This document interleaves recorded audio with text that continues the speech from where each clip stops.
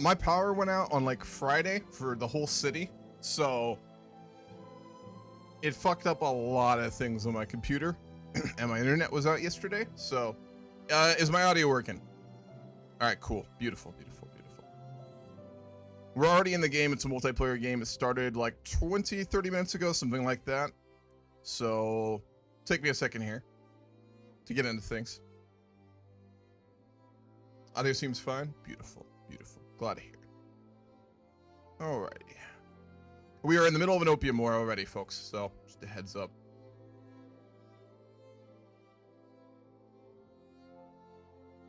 And we got a letter from the Qing's emperor. Greetings. I hope this letter finds you well in our times of mutual conflict with the death of our emperor and the rise of his imperial majesty. The Zonfeng emperor and a Russian threat encroaching on our borders. It's clear that there's little hope of our country to continue this fight, as our banners are relentlessly slaughtered along the countryside in your efforts to force open our home to continue harmful trade. We may consider earlier acceptance of your terms and allowing you to continue trade under the condition that you may in some way assist us with the late emperor's modernization program. Well, we'll offer them terms then.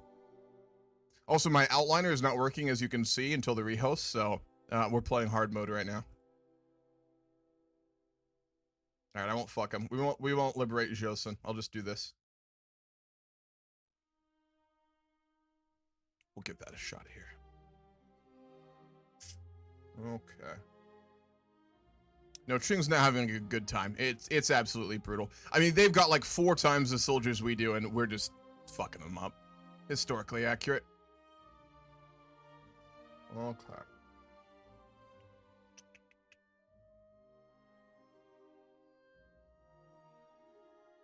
War is over. Wonderful. All right, we got our treaty ports. I took 3. I took Hong Kong. We took Nantong, and then we took Qingdao as well. So we have our trading access now with the Qing properly, and we'll be able to maintain our trade relations there. I'll talk about in a minute kind of why the Opium Wars happened and while we're doing it. So this is like a light roleplay game, a little different than normal if you've seen multiplayer I've done before. This one is going to be much more lax. So light roleplay, doing semi-realistic things, right? But at the same time, you can kind of do more or less what you want as long as you understand that there will be consequences, stuff like that. So be warned.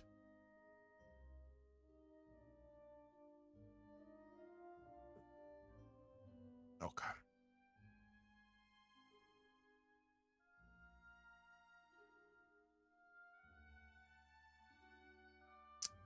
Looks good. But yeah, so with no outliner, if you played Vic 3, you know how important the outliner is. It tells you like when events pop up and all those sort of things, what's going on, where your armies are and stuff.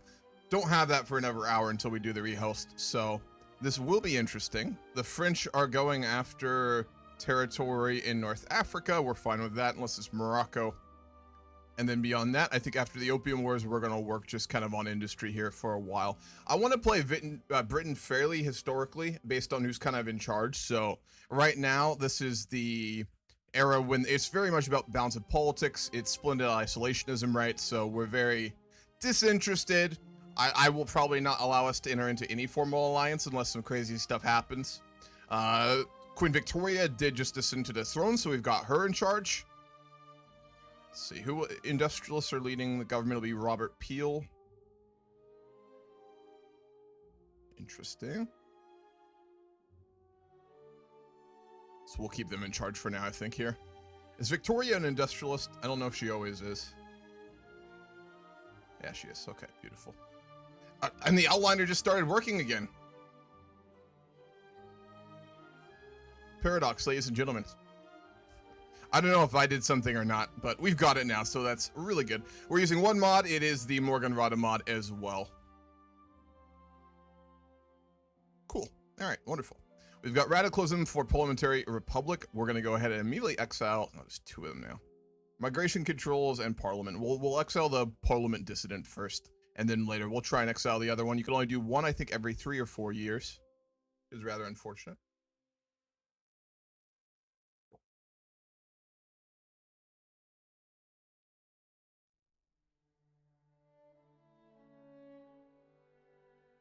Get rid of this as well. God damn it. All right. We can get a new company in a little while.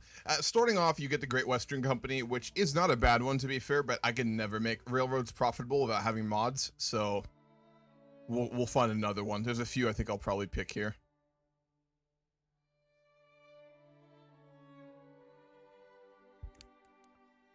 Back into a surplus in government. We are in around $1 million in debt right now, but it's not too bad.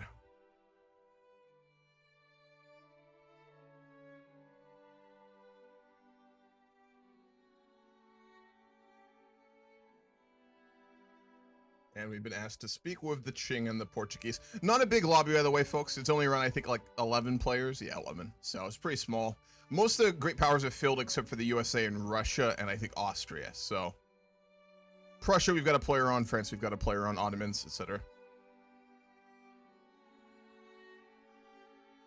Good afternoon. Hello there. Greetings. This is the foreign ambassador for Her Majesty's government. I believe there's an ambassador here from the Qing as well. Yes. You sought an audience. Yes, I saw an audience in regards of the recent events about the Opium Wars, and also about the events that happened in Great Britain because of the late king and the late emperor of also the King Empire. We before the negotiations, we tries to do some economic deals. Maybe can both be very possible for the king and for the Great Britain.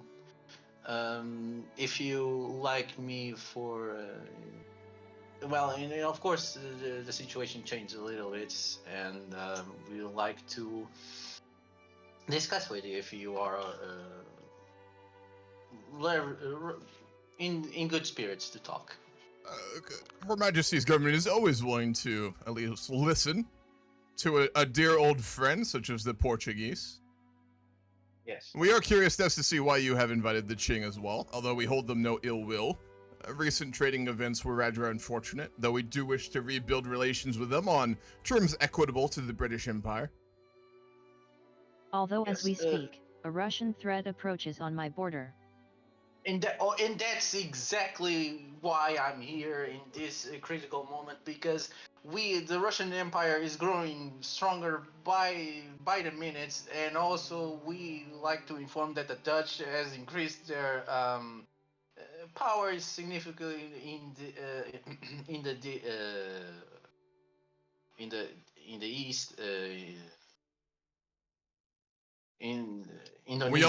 We also do see the Russians are attempting to, I believe, take territory in your northern Manchurian region, correct? Yeah, absolutely not. I think we are going to correct. I think we are going to interfere, but here's the thing. The king right now, the King Empire is not military prepared to face Russia, although it's the number of population can go with him. We like to request Great Britain to help the king in this regard because of the Russian Empire, and like we need to go up north of the king frontiers and maybe cut off their supplies, and maybe the Great Britain can help through Alaska by the Houston Bay Company, and maybe we can join a lot other people like the Persians, the Ottomans, the Austrians, the Prussians. The Russian military presence, it's getting. I do see that there's an ambassador here from Russia, and we'd like to formally ask what the nature of this war is, as Britain currently in House of Parliament is discussing intervention. Yes, we've come with our demand because we see that China holds territory that should belong to Russia, and we all know that the Qing isn't in a great form right now. So I would say they should back off. But excuse me, Russian delegate. But are you aware of the things you did down at the Ottoman Empire and the Persians? Yes, we are well aware of pacifying tribal people. But yeah, we're going to start off this negotiation in a rather simple matter. obviously, given that you are dealing with the United Kingdom, which now has vested interest in the state of the Qing, they are under no formal treaty obligations, as are no other country, besides, of course, the Portuguese. But we cannot allow something like this to stand as it is currently in our sphere of interest. We will start simply by asking you to stand down in this conflict. If you refuse, we can go from there. You wish to seize our lands without justification in a time where we are already vulnerable, do you not? I just see this as a justification for Russia, and Great Britain has nothing to do with it. As I understand it, Great Britain has just had its own war with the Great Qing, and We I fail to will see why why Great Britain should step in here. Out of roleplay, We folks, do we want to do a diplomatic conference? Because something like this never happened historically, and it would probably constitute a Congress-style event, I think. Yes. They have yes. forced a foothold into Okay. our sphere. They have right to intervene. Yes. Yeah, Absolutely. let's call it then. In that case, Britain is formally going to, before this war proceeds, call a meeting of the Congress of Europe to discuss this matter. Although this is not a European matter, it is a huge change to potentially the balance of power. Okay, let's do. We'll go up to the main VC up there. We'll do it that way. Wait, if I might, before we go all into it, is it really much of a matter? It's like a minor. Yeah, so border historic. dispute. The thing is, historically, Russia obviously was expanding eastwards, right? At this point, Britain doesn't see like all of Asia as its dominion, but something as radical as a war like this would be very interested in. One of the main reasons Yes, historically and- China didn't lose land to Russia until really late was Britain, primarily the threat of it. So We'll talk about it in And the. also- yeah, well, we can talk about it though. Portuguese are- It's interesting. So. Yeah. Okay.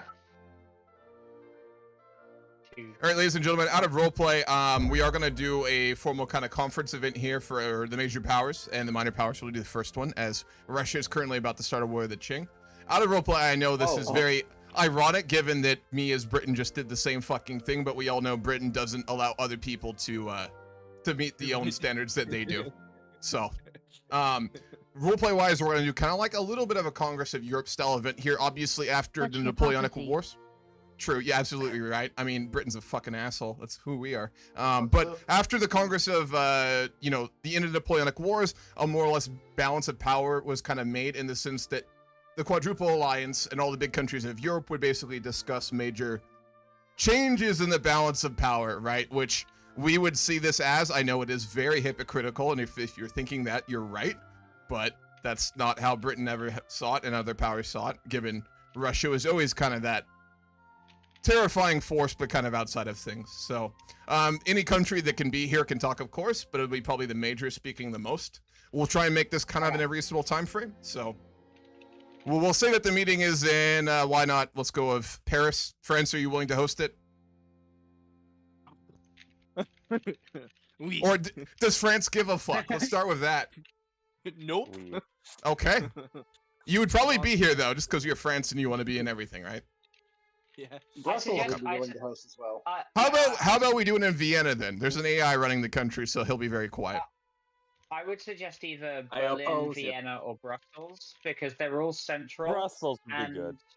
Yeah, Yeah. I bet it would. Switzerland is always a good option. Brussels is a. Brussels it is. We'll meet in Belgium. Why not? That works. Brussels. So Okay, fair enough. everyone's here. You send a delegation. Probably not your leaders. They didn't tend to go to these things. But if you want to roleplay that, that is up to you. And we're just discussing this affair before it escalates further. There is no like UN. There's no League of Nations. This is basically power makes right, and the big countries get to swing their dicks around. That's what these always were. So roleplay it however you like. Okay. So, all right. The British ambassador has called this meeting to discuss the Russian claims of territory in northern Manchuria that I believe it sees as rightfully its own, as well as the taking of trading ports in the Qing. We've called this meeting to discuss this, its impacts on the balance of power, and the response of the gathered powers. Britain obviously wants to start by simply saying they see this as a continued march of Russia towards the Eastern Sea, which until now has been in areas disinterested to Her Majesty's government, but now lies in lands much more valuable and potentially dangerous to fall into Russian hands, and wishes to see this conflict not reach ahead. Perhaps a statement from the Russians. Yes, this is absurd in the opinion of the Tsar. We've been expanding into the east, and our dominion over Siberian people is very important to us. And for Great Britain to intervene in our reconquest or our further conquest of the Siberian peoples, to get them under Russia and safe protection from the Qing, which is an unrecognized and weak country, we believe that it is only in our right to wage this war. Now the Portuguese delegate is going to speak. I think the Russian upfront is out of their minds because we have contacts with the Japanese as well, and they are not looking forward to this Russian invasion of the king. Uh, the the king is in a very precarious situation that the emperor dies and Great Britain and the king just went to a war and just blatantly the use of power and disregard to other countries and the power sphere of the world. And the Portuguese do we have contacts around the globe and none of this makes sense. Following your questioning of the Russian invasion, why did you not oppose such a thing with the British? The Prussian delegation finds that as an odd point there. Why I mean, didn't- that you- Everything was based off of the improper treating of traders. Of course, any nation that has those they send for mercantile commerce to be treated so abruptly would understand consequences being taken, especially on a power like the Qing, which has no relevance in the context of the great nations of the world, though that is vast, of course, and wealthy. And Britain does not wish to have sole dominion on trading rights in the Qing. It simply wanted to ensure that they would be enforced for the immediate future and we would not have our traders had any ill will done against them. A very different than the matter we currently see with the Russians, which is clearly just territorial aggression and the annexation of lands, which we all know will simply be a domino effect resulting in them pushing south into Central Asia and further east into the Qing and other powers in the region. I We would are like to only point seeking out to that- unite the Siberian people, who are no less than primitive people. We wish to make them formally under the Russian Empire, and that is not an aggression, as you have stated, Britain, but it is only a colonization, form of colonization, peaceful. Although questionable, there was reason with the British declaration. There is little justification from the Russians. The justification, I believe, is that their claimed territory from their previous stated claims across the previous centuries of Siberian lands, Exactly. which Russia sees as their own.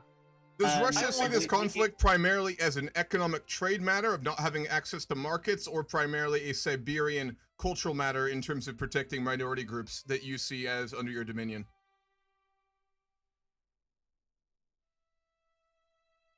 The further trade, Great Britain will not be affected by this. I do not believe that Great Britain should worry. We have also not involved ourselves in any of your conflicts with the Great Qing, as we do recognize it as a valid conflict.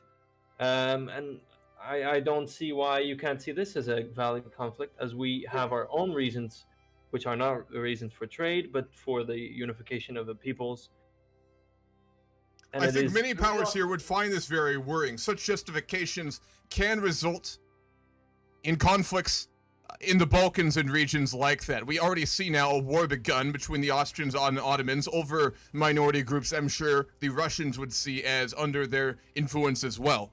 You are setting a dangerous precedent here, and one in a region of the world that until now has had no formal European wars and expansion of this sort rather than trade, which is very dangerous as far as Her Majesty's government sees this.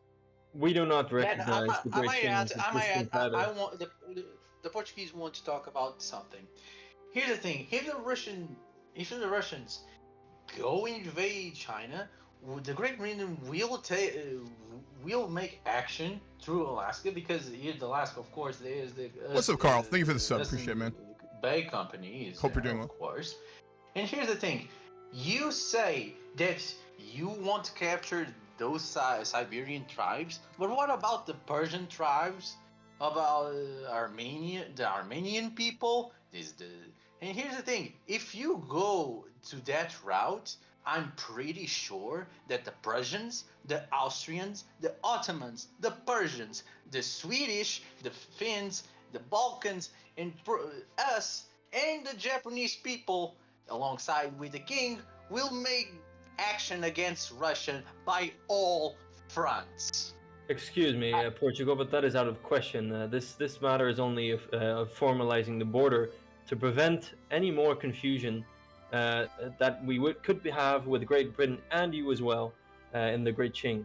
This is only an. Are the Russians willing to consider a formal negotiation here in the context of this region? If concessions could be given to the Qing to justify this and to state permanently, stated by your government, their protection of Siberian peoples for this region, would you be willing to negotiate? Although the Qing, of course, is not a recognized power, certainly not a power that has any major bearing on a Congress like this. They obviously are vested interests for many powers here. Russia would be interested in having this negotiation. I believe we should further discuss this, as we are not satisfied with the Siberian peoples being under a different state. What current regions of the Qing do you view as a part of the Siberian group you are currently protecting? Well, we were heading for Amur because it has Russian population, and we believe that it cannot be in a state owned by a different and even unrecognized country. But we believe that all the Siberian people should be considered part of Russia. May I question a different area of Russian claims? What of Poles and Ukrainians? Do you view them in the same way that you would view the Siberians? Would you wish to take Posen or West Galicia or Krakow? You have even made claims to the port of Constantinople, I believe, in the past. Is this something that you would seek under the same lighting? This is a totally different matter. This is a matter that goes back centuries, and this further formalization of the borders between Russia and other states. In this case, with the Great Qing, I think this is formally correct. And the issue here is that any more conflict between Great Britain, who is now more involved in the Great Qing than ever before. I think many powers here wish to determine the extent to which Russian foreign policy will involve the so-called protection of minority groups, of which Posen in Prussia and the Balkans, which has constantly been a fought-over region for many historical, cultural, and religious reasons, will be following such a thing. That is why Britain sought a conference of the other powers of Europe, as this does again seem to us to be potentially the first domino to fall. This is only speculation. You speak of dominoes to fall, but we have no other. This is a completely different matter than any matters in the rest of Europe. How can we assure that? How can you assure that? I mean, no, I see funny is because of Austria ambition. So, and here's the thing: you want to liberate the Siberian people to a better standard of living, is what I'm hearing. Under a Russian state and to abide by a Russian state instead of a unrecognized. Here's the problem. Here's the problem that I have. If you want to do that, you can go to your the capital, St. Petersburg, Moscow, and compare the livings in just as short as of kilometers by. And isn't that the same life conditions? We believe that the Siberians would be better off under the Russian state which but here's the most thing. of the Her Majesty's Oh. government would be willing to settle this right now in simple accord. I think that the other powers in Europe would agree very simply. Britain would be willing to withdraw and accept the situation you're proposing with Qing, but the Russian monarchy must be willing to make a formal statement and a formal guarantee in the future that they will not seek a similar seeking of to protect and to liberate supposedly covered peoples culturally by their own dominion in the Balkans and in Eastern Europe. If you're willing to agree to these terms, we will extract ourselves from this situation, as I'm sure in many of the other great powers. A permanent guarantee. We would agree to that. The Swedish ambassador must speak up. I think that is There is- all out of question. What you were mentioning, Great Britain. This is not anything like that. So I The do not Swedes wish see to why we speak, should and I'm take- sure they have a similar opinion on this matter, given the current state of Finland. Thank you. Thank you, Great Britain.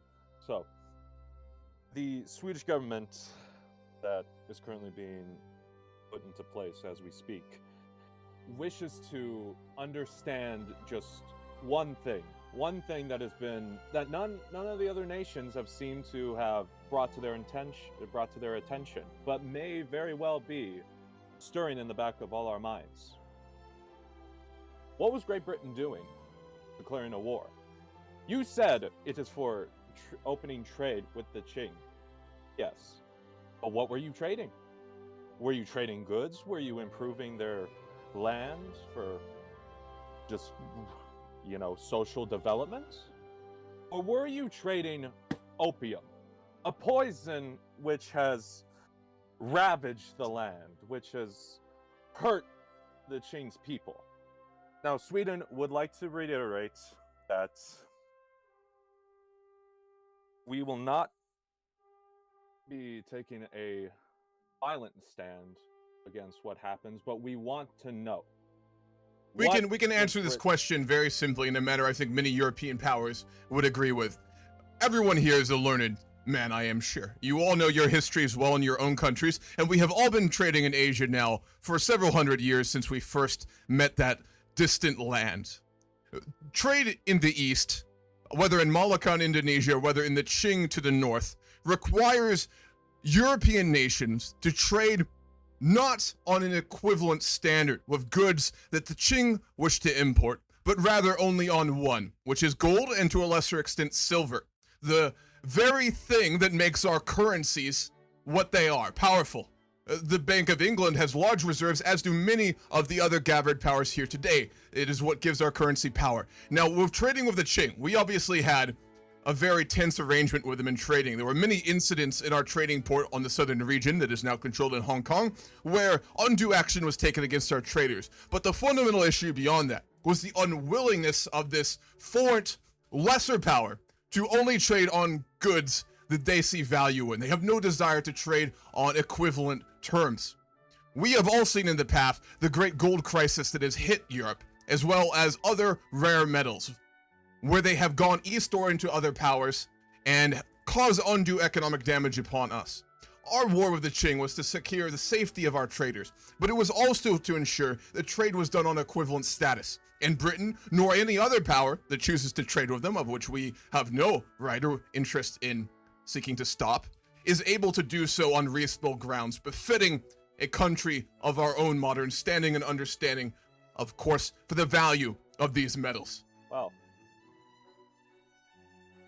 I don't know if he cut out or if it's my turn. Did I cut out? You might cutting out. Yeah, I think he Probably. cut out. God damn it. In the middle of a speech, too. I'm gonna restart my Discord. My mic's been fucky, folks. I hope you can hear me on stream. If you can't, please let me know. Can you guys hear me right now?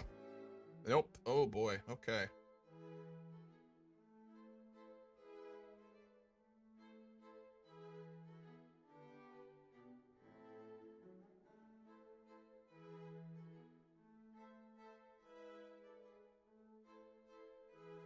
The game is still running.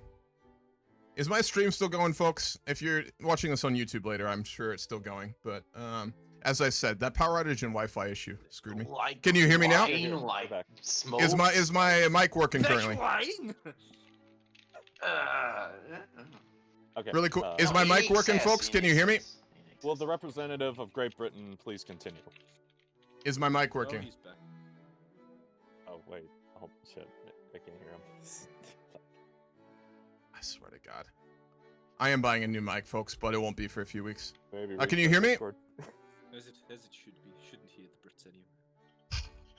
Pisses me off.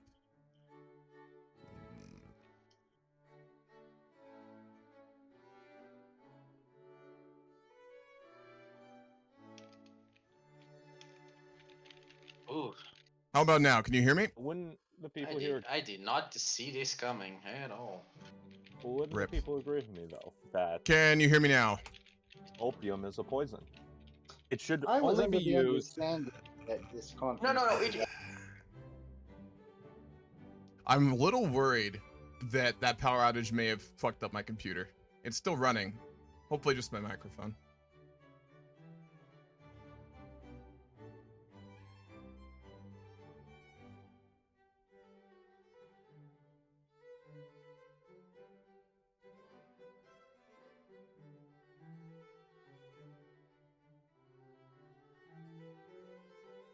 Game's still up, though. That's so strange. Oh, always something.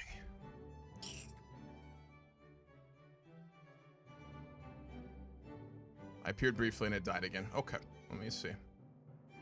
Ridiculous.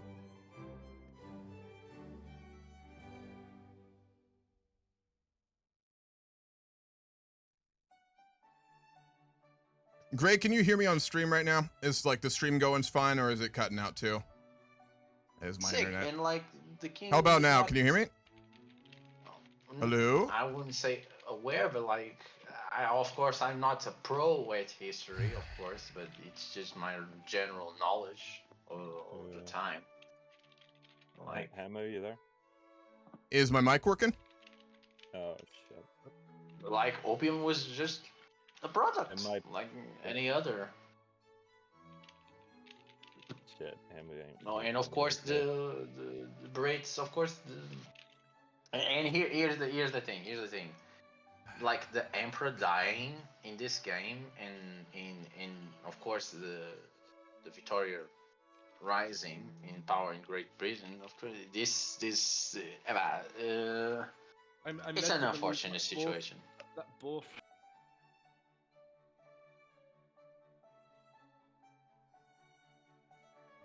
I think... I don't know what this could be.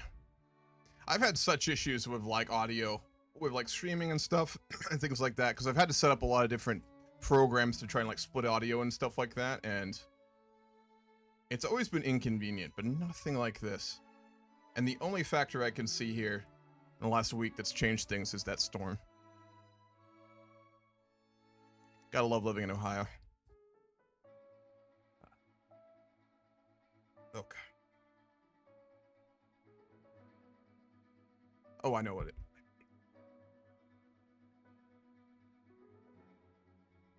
Let's see, is my mic working? It is. Okay, good.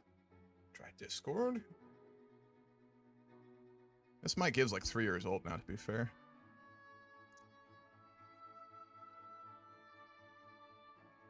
God damn it. It's just getting fun, too. I love those conferences, even though they're very hectic.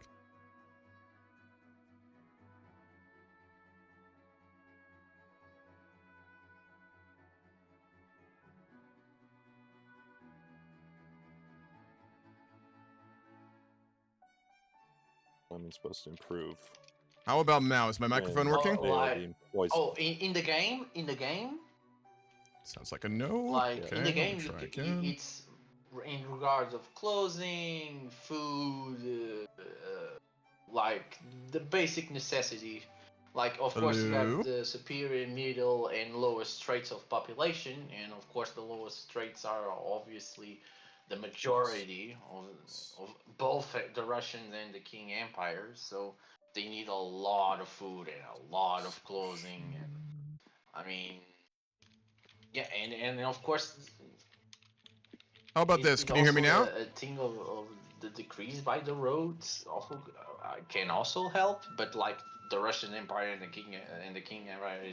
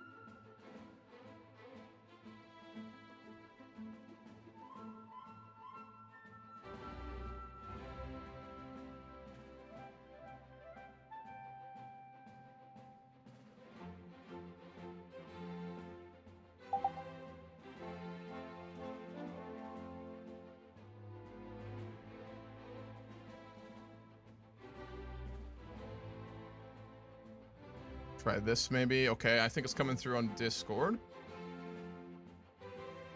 And then on stream it is. And then on Discord,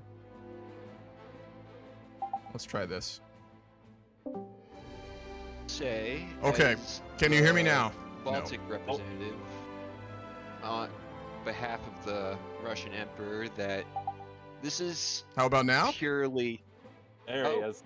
Oh my Alright. God, what is going on? All right, I apologize, reset- folks. I reset really is do. Over. Okay, main people can talk again. Okay. I do Great apologize, Britain, folks. I hate it when this shit happens for multiplayer. Like, goddamn. Yeah. fair Okay. enough. No, it's Back into things. Did you guys hear me ranting about currency before I left? Yeah. Yes. a little. Or maybe. Okay. We're just My getting my into main the summation fires. point was that we entered the war to stop like the gold trade deficit, where like all the gold was flowing into China because they wouldn't take any other forms of payments. If that makes sense. Yeah. All right. Cool.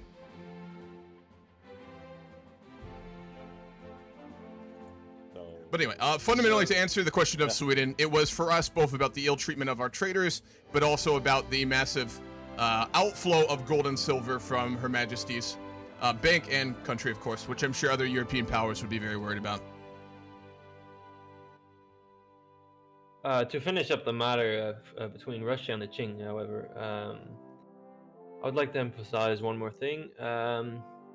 We, once again, like I said, we seek to unite the Siberian people under Russia, which includes the state of Amur and the state of Primorye, which are very scarcely populated and unincorporated by the Great Qing. Furthermore, the treaty port is to ensure any other conflicts between other great powers and Russia. It will allow us to trade peacefully. Although Britain cannot support under any terms a treaty port in Formosa, we would be potentially willing to de-escalate this matter for the transfer of Amur and Primorye, if you would be willing to give financial compensation to the Qing for these lands. Yes. We would be willing to support, or not support, but allow the Russian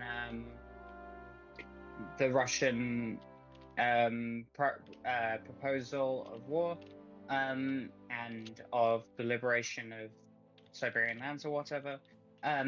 If the independence of, or the current situation of Poles, Ukrainians, Armenians, Azerbaijanis, Bulgarians, etc., are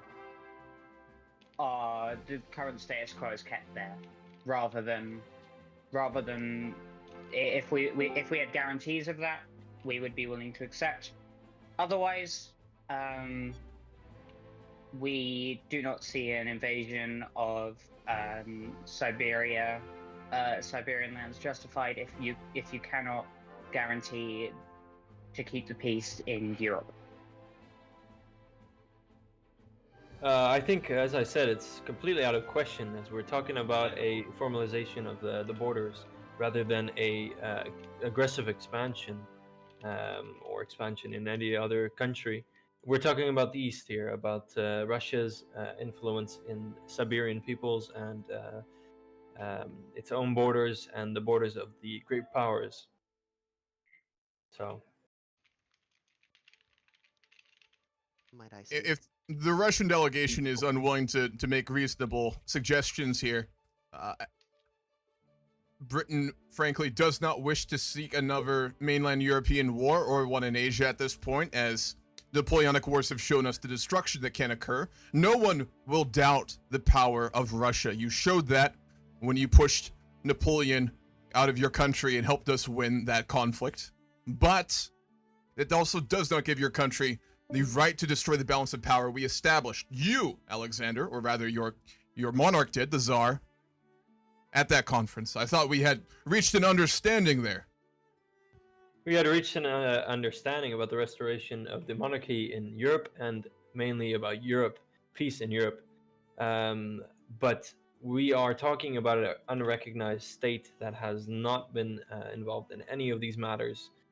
And we are simply asking for lands that I are am not allowed to barely speak on um, matters of put my under the Qing as their own, as they are Siberians and not Han Chinese.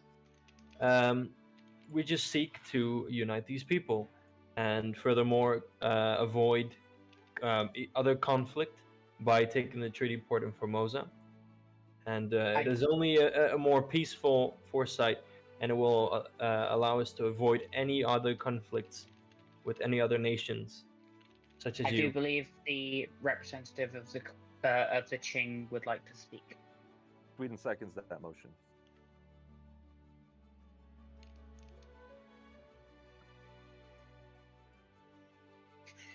Which one's the The Qing? The Qing representative, the floor is yours.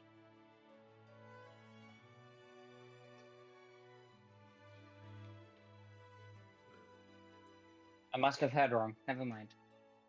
Oh, okay. Well, again, Britain, I think the matter here that we see is the danger of continued Russian expansion, and primarily what could happen in the Balkans as well as in Eastern Europe along the lines of Austria and Prussia. This does seem to be a justifying act that will only result in more. We can, as said before, see a justification for Amur and Primorier to be given to Russia, no treaty port in Formosa, and a reasonable financial compensation given to the Qing. We would accept these terms and not escalate further. If Russia is unwilling to go along with this, we will be formally placing support behind the Qing. No alliance, of course, but in this conflict, in a lone situation, we will send the navies of the British Empire to act in the protection of the balance of power. I would like to repeat my point. The concept of Europe is the utmost importance for us, and that is why we insist on taking this port to avoid any other conflict. It is for the future peace of our nations. We cannot abide by a Russian port so far down into Asia itself. If you wish to take a treaty port, for example, in Xinjiang, or a Manchurian port, we could potentially see the justification in that. But for Russia to get a formal port so deep into Asia when it has gone so far east before, this we cannot allow. Real quick, OC, but Yeah. Formosa's the island, right? Yeah, Taiwan. Yeah. Okay. Are we able to like get a treaty port anywhere No, else? we wanted to, but the only option was Formosa. Otherwise, we would have gone for something in Victoria. That's an issue. If you're willing to wait, I'm willing. trade I can do a save edit for you before next session. Yeah, we could. Yeah, we could do that. Yeah, but I already made Formosa primary demand. I mean, like the save edit could also do infamy. Like, We've got transfer states on. Oh, my voice fucked up. If we can do like trade states if you stand down in the conflict or white peace it, and then I can do an edit for like Port Arthur or something. Yeah, sure. All right, that's good. Does the Qing agree to these terms? I mean, obviously, this is a Congress of Europe, and we all don't really give a fuck, but it would help a lot. I mean that in polite terms within the context of historical situations.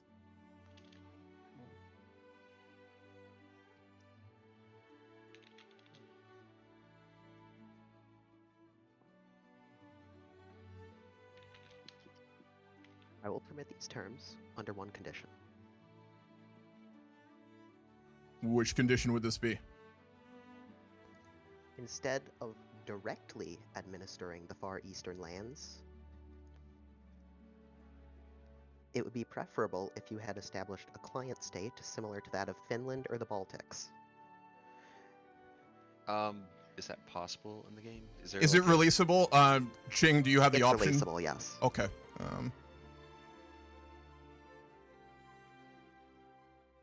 If we take the two states, would we be able to release anything from those two states? What we'll do is the yeah. Qing will transfer it directly, but we'll roleplay it as a client like vassal, and then I can just edit before next week and make it into a puppet for the Russians. You'd be able to do that anyway if it's given to Russia and then Russia releases. That's true, yeah. I mean, But it would be for two. It might release the entirety of Siberia is the thing. Yeah. but then you could just switch over to it and then obviously just transfer, or I think you can do that, right? If someone jumps onto it, you can transfer states. And I think that should work too. Let me I'm not check. sure how I transfer states. Is that? I thought they put it in base game, or did they not? It is. It's a diplomacy thing. There's it's under diplomacy, interactions, trade states. But you need to have relations above poor, and not be in a diplomatic player. So I think the easiest way for them would be just for him to directly administer it and the save edit. That'd be the least heartache. Dang, this was a conference and a half. Do you accept? Yep, it's up to Russia now. Yeah. You're the Baltics. I know, I'm sorry. Baltics is the shadow Wait, government. what? They're running St. Petersburg. Right. Yeah. Sorry, what was the question? What was I? So the terms. Oh my fucking god! Sorry. Let's The reiterate this. terms Hold is on. you get Amir and Primorier, but Ching wants you to make it into a client state, which I will do in a save edit. You'll get Oh, the right, territory yeah. right now, and then I'll save edit before next week. Yeah, that's fine. That's fine. And the treaty port. Yeah, Alright. which will be I'll just do a Port MacArthur for that, so we'll do that. So Okay. Okay. Yeah, that's good. cool. All right, Alright, we have well. terms, gentlemen. The balance shall be kept, though it does swing towards the east, it seems. So white peace to the war, I think probably. So do I back down? in No, this no. case? Let the I mean, war you can start, do a and then white just let the war start and immediately offer terms for Amir, and then trade states for Primorier after. Does that work? Alright. And then we'll get the treaty port thing sorted Yep, out a little bit exactly. later with the edit. Okay, cool. All right, wonderful. I'm glad this could be such a productive conference. As do we. Out of roleplay, I don't know about y'all. This is light roleplay, but these conferences are very important, even with light roleplay, and kind of fun. Hopefully, we won't drag them out like this for everything. But Yeah. if anyone wants to call this as a major, you're welcome to do so as well. We'll just kind of do it informally. But these were such a big part of the 19th century that they're pretty key. So Yeah, especially after the Napoleonic Wars. yes, indeed, that balance. It's very important. Mm-hmm. Yep. All right, cool.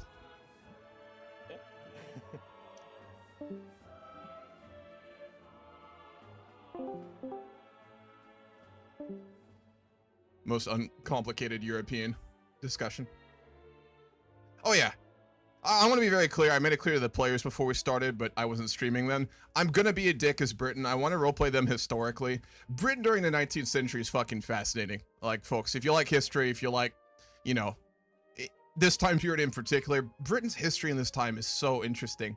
I kind of didn't want to play them because it's something I saw a lot in Babylon roleplay as well, which was problematic, which is like, as a host, and like I stream, and then I ran that server, I used to, and then like, you know, this is my server now.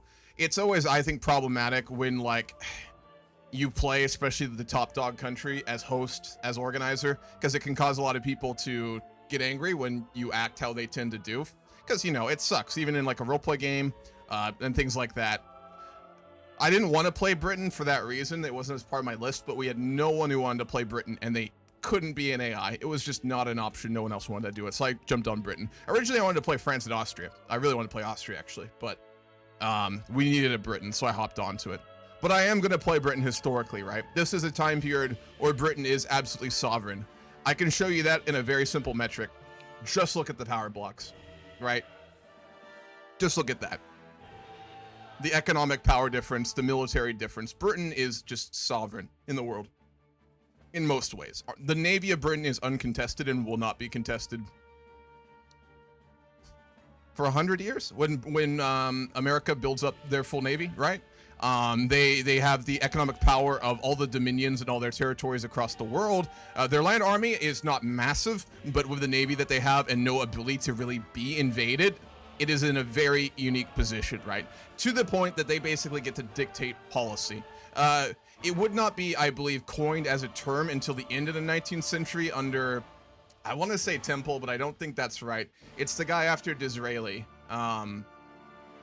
Palmerston, Disraeli, and then the one after. Oh, let me look it up now because I want to make sure I'm saying the right name. Disraeli.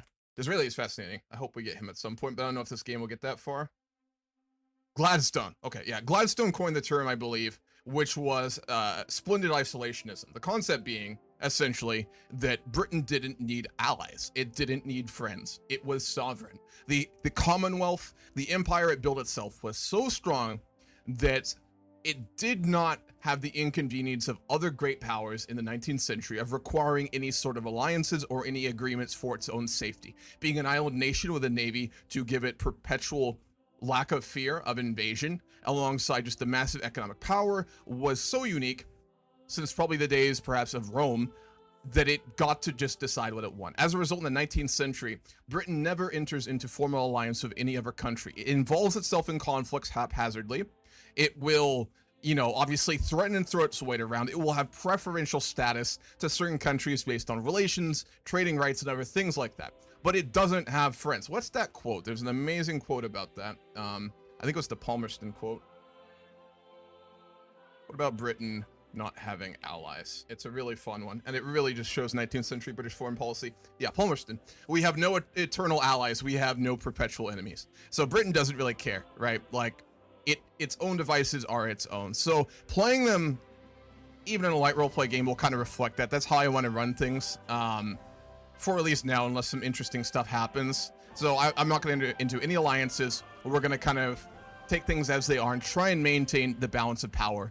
After the end of the Napoleonic Wars, when the Sixth Coalition, I want to say, I don't know if that's right, ended up finally defeating Napoleon at the Battle of Waterloo after he came back to France and deposed the government there.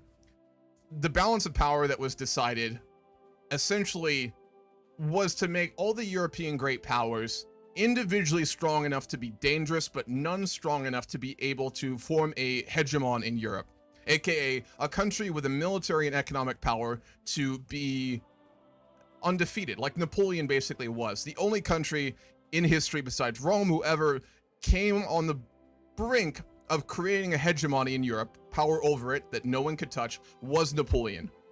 Very briefly, and even then he never fully established it. The fear that was created by the French Empire under Napoleon and what he created, and showing that in this age, the modern age, as they would see it in the 19th century, that someone could establish a hegemony, terrified every single European state, even Britain. Britain was fucking terrified for good reason. Right? Napoleon, if he had established a hegemon, would easily, in time, have built a navy to invade the British Isles.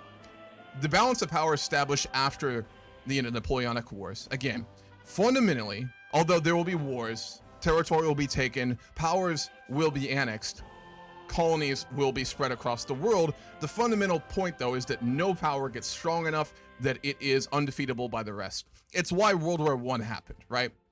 The reason, in the end, despite, fun fact, that after the formation of the German Empire under Bismarck and then his successors, Britain actually originally was the country most interested in establishing close relations with the German Empire. The problem was Germany refused to not build a navy. The German Empire under Wilhelm II, one of the most incompetent of the many incompetent monarchs of the last 200 years, wanted to build up a navy as Germany, which was completely logical. I'll stop this historical rant, but I want some context for what I'm doing right now, and will do throughout this game. Britain wanted to build a navy, and it had every reasonable reason to do that, right? You needed a navy in the modern world to push ambitions. Wilhelm II wanted to create a colonial empire, which Bismarck never really did, and to do that, they needed a navy. The problem was, Germany, when the German Empire was formed, it was so strong, its land military was not matchable by any power in Europe, including Russia. The German high command even basically thought that they could take on France and Russia alone, and World War I showed that to be absolutely true. The German Empire was almost also starting to become a hegemon, a state that the other powers of Europe could not contain, like Napoleon. In the end, in World War I, it took Britain, France, and Russia to fight Germany, really, and on a good day, Austria-Hungary, but that's a whole other thing. And even that wasn't enough. The Germans beat Russia, right? And it took America joining for that war to stop. My point being is that the balance of power in the 19th century, which was the like the main operating status for almost all the great powers, especially Britain, was to ensure something like that never happens, which is why we would probably be interested in a Northern Confederation in Germany and a little bit more of a united Germany. Britain did support that to a degree, never to the point that a power of that level will be created. We don't want to see Napoleon, or really a state like Napoleonic France, to ever exist again. So that's why when I'm playing this game, I know it's light roleplay, but if it's gonna be any sort of roleplay, I want to do it interestingly and kind of historic, right? We want to ensure that another great power like that never appears. So the reason that we dragged Europe into that conference with Russia is that obviously we saw the writing on the wall. Russia's going to keep expanding. There's no doubt about that. But we want to ensure that it doesn't get out of hand. They don't have support from other powers in Europe, and that it doesn't result in, again, a hegemon being established. Russia's particularly terrifying to Britain because it is not only a European great power, it is a great power that extends into Asia.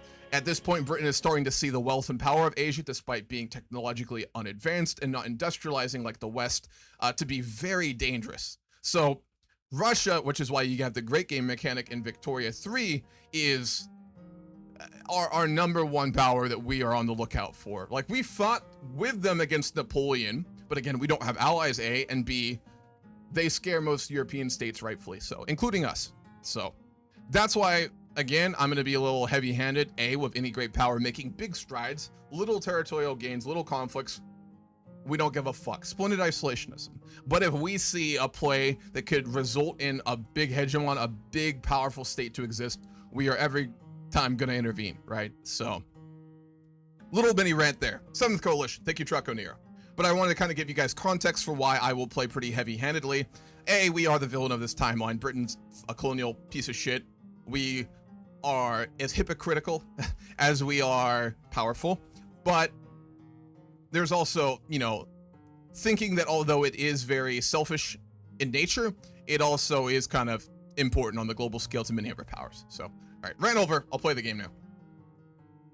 It's interesting. The 19th century is one of my favorite periods in history, just in terms of how interesting the politics were. Like, it's fucking fascinating. And it's unlike some periods of history, which are more just kind of cool, but not really relevant to the modern world. I would argue very strongly that the history of 19th century politics, especially in Europe, are important to understand, to know why a lot of things exist how they do in the present. Whether that's the EU, whether that's why Russia's invading Ukraine, right? Whether that's why Russia and China, despite kind of being allies now, are not really. Things like that. It all goes back to the 19th century. So, anyway. I can't help ranting. It's just, I find it interesting. 6 was the one that first defeated Napoleon. 7th was the one that defeated him for good. Gotcha. Thank you very much, Truckanir. Austro-Hungary really is just an added afternote against Germany. Austria, after their great diplomat Metternich, who was one of the great diplomats at the end of the Napoleonic Wars and negotiated the balance of power in Europe, and was an amazing leader in Austria, they just kind of fell off. So that's why we have an AI, and it's not a big deal, because Austria in the 19th century, they're there, but it's more like they're just like bandaging themselves constantly and trying not to collapse to internal cultural conflict, especially when nationalism rolls around. So anyway, okay, we gotta get some more stuff set up here economically. I'm building a lot of iron, obviously, because I want to expand our construction, and to do so, we're going to need a lot more of those raw resources. What do we really need right now? A lot of groceries for standard of living, but that's not the biggest issue. Probably still going to work on that iron, and I want to get some more, probably a bit more paper to reduce the operating costs of our governmental expenditures. Need more wood too, but that's just going to be rough. I am going to also go speak with the Ottoman player in a moment here, because in this period, the Ottomans are, like, obviously decaying. The sick man of Europe, indeed. But, oh, so we just got postal savings there. We go for sewage next. But it was very important for Britain historically, who had a vested interest in both Egypt, for cotton, and the Ottoman Empire, to stop the encroachment of Austria and Russia, to maintain the Ottomans basically independent. So there's a war ongoing between the Austrian AI and the Ottomans right now, but they're not asking for a lot, so it's more of an internal conflict in Wallachia. But we want to ensure that the Ottomans remain sovereign. Again, I will not enter into any formal alliances, but I could see doing guaranteeing independences and things like that. So we'll go speak with them in a moment here, I think. All right, we're actually running a pretty good surplus. I'm going to go ahead and expand our construction output here. Very important to do so. Didn't Russia bail Austria out in 48? Yes. Russia has helped Austria in the past. Oh, that's another rant I could get into here. I'll try not to. So, Prussia, Russia, and Austria. Oh, this is a long rant. I'll try and like give footnotes here.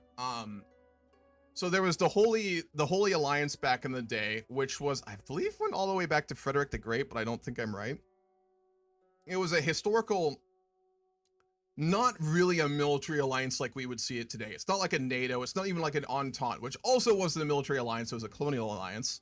The Holy Alliance was fundamentally about ideology. It was a bunch of very conservative, reactionary, old-school monarchs and the ruling establishments that saw the writing on the wall with the rise of the Renaissance, with the rise later of liberalism and the Enlightenment, right? They saw these ideas coming that were very dangerous to the established power systems. They're all autocratic monarchies, right? So the Holy Alliance was created first and foremost by these countries to promise to intervene if one of them has internal conflicts. If there's an uprising by the liberals, if there's an ethnic uprising in their country, the Holy Alliance was established to ensure these countries would come to each other's aid to squash dissent, essentially, right? So that they could keep their power.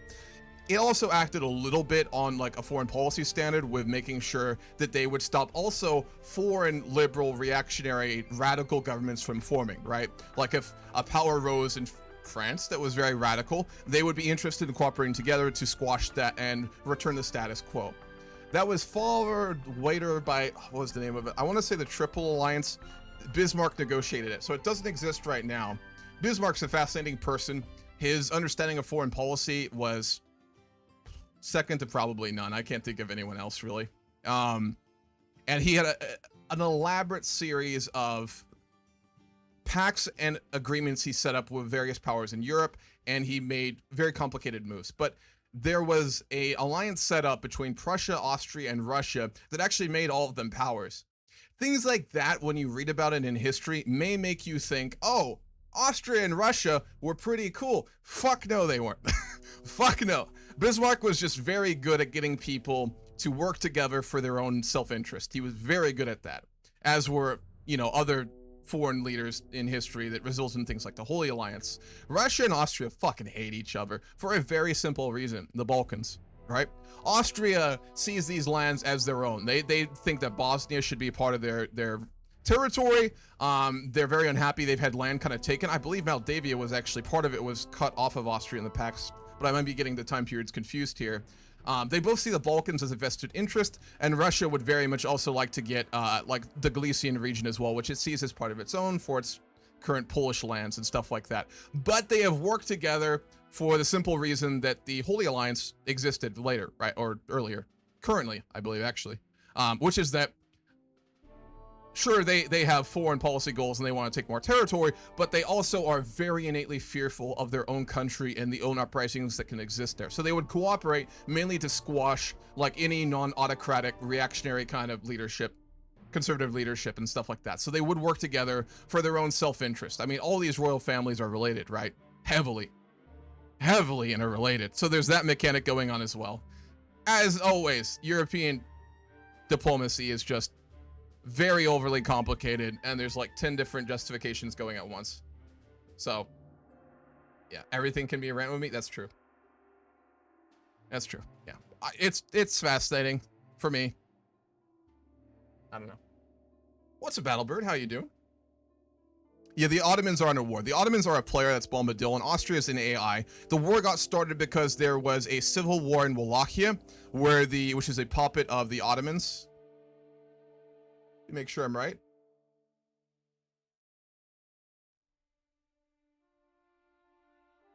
It is, yeah. It's a vassal of the Ottomans. There's a civil war that started there. The Austrian AI, which again is not a player, chose to intervene for the rebels' behalf, so the Ottoman players having to fight them. Unfortunately, the way that civil wars work like this, uh-oh, we got an issue? I'm not too sure.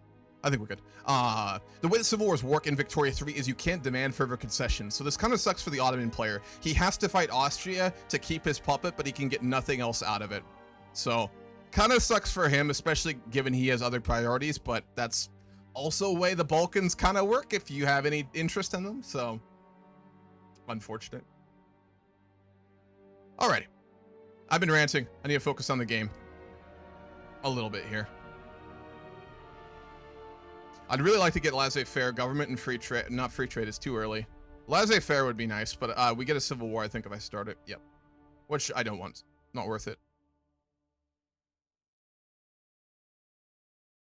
There's no other major reforms we can do at present in our government besides exiling him. No, we can't yet. Budget's looking fine. I think we're up to date on all of our PMs, so I'm not too worried there. As I said, in terms of construction, we're going to work on just basically upping our construction output, more iron, more wood, and then obviously more construction. I'm not going to metagame it, but we need to be sufficiently more advanced than other countries to obviously act as Britain did historically, which was just industrializing at a pace so much quicker than the rest of Europe, besides later Germany, to a lesser extent France right now, that it kind of fits that, right? I think groceries probably just for standard of living issues. Paper. So we decrease all our governmental costs, and then just we're going to really heavily industrialize after that. We can have more declared interest too. I think recent times have showed us that we probably should have an interest in the Danubian region, the northern German region, and the Niger region as well. I'm going to pull out our interest in Russia and put it in the Congo. This is obviously when we are being heavily colonial. I never started colonies. It was a very hectic start today, so I did not give us the best start here in many ways, but it'll be fine. Probably. And then I'm going to integrate Leinster, I think, as well. Yeah, we can afford it. I've been really good. How are you doing, Blackfire? I've been very good. Pretty chill summer. Pretty chill summer. It's about to get very hectic in the next couple weeks. School's going to be starting for me, I think, on the 28th, going back to school. I'm going to have to learn Latin, by the way. That's wild. I spoke with my advisor going back to school, which school's going to be pretty hectic. I'm double majoring. So I'm basically almost able to get, because I'd almost completed college when I went to UCSD. I'm almost done with my bachelor's in political science. I could actually get it done in a year if I want to. But the area I want to study and go into and work in the future that I find really interesting is more economically focused. I had two options for it. I could get it done very quickly by just minoring or double majoring in like a more humanities style economics focus, which is much more lighter and more theoretical, or I could get the bachelor's in science and go like deeper in economics from like, you know, a mathematical and a statistical viewpoint, which I think is much more important for what I want to do. So I'm going to be taking a lot of classes. I got to get pretty far on math, which I'm very nervous about. I've never been great at math. I'm not horrible at it, but I have to go well past calc for that. So that's going to be crazy. And then it turns out they wouldn't take my language credits. So I had taken German in high school when I was going to school in California. That fit all my language requirements. I was good. I'm in Ohio now. They won't take them, so I have to do 2 years of a language, which is going to kind of suck. But Latin works. Latin works for the language requirements, so I'm gonna take a Latin, which is fun. If I get to read Tacitus and Cicero in Latin, I'm down to take 2 years of Latin for that. So that'll be interesting. Kind of looking forward to it. All right, let's go talk with the Ottoman player.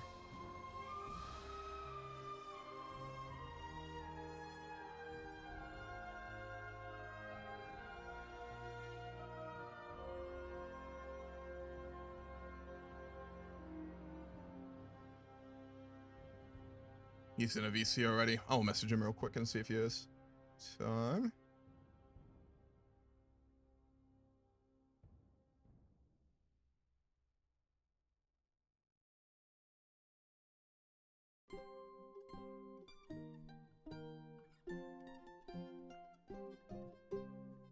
So where's the music gone? I just realized. Hi. Hello there. Where is the, So you're the Sultan has received an ambassador from the British Empire who has sailed to Constantinople, a much more higher up official than the official one stationed in Constantinople. Yeah, well, for now, the Sultan come back front of the Austrian and Ottoman war. It is. So, Yeah, can you repeat what you... I know this is a hectic moment for you, and I do apologize, but we obviously are very concerned about the war currently ongoing in the Balkans, and to a larger extent, we are starting to get more and more worried about Russian encroachment potentially in the Great Port, as well as in the Balkans, which we do not wish to see. Obviously, Britain stands alone underneath her dominion, but we do worry as to the future of the Ottoman Empire, and despite our historical differences and the situation in Greece, do want to see your power at least maintained at present, and wish to speak to you about how we can help you do that. Yeah, well, that first trade deal will help to ameliorate the relationship between our two countries. A trade deal. We could agree to those terms. We could agree to that. And to announce it, I have to get influence you first. that the Ottoman. Yep. Let's see, I think rivalries is probably what I'll need to do. They got bad news for the front war. Is it not going well with the Austrians? No. But we will come back one day. Perhaps an exporting of British manufactured arms and artillery could help your situation. Is it an issue of equipment or an issue of simple battlefield tactics? I will say both, and it's a little too late. I But see. I will have the last word against those three.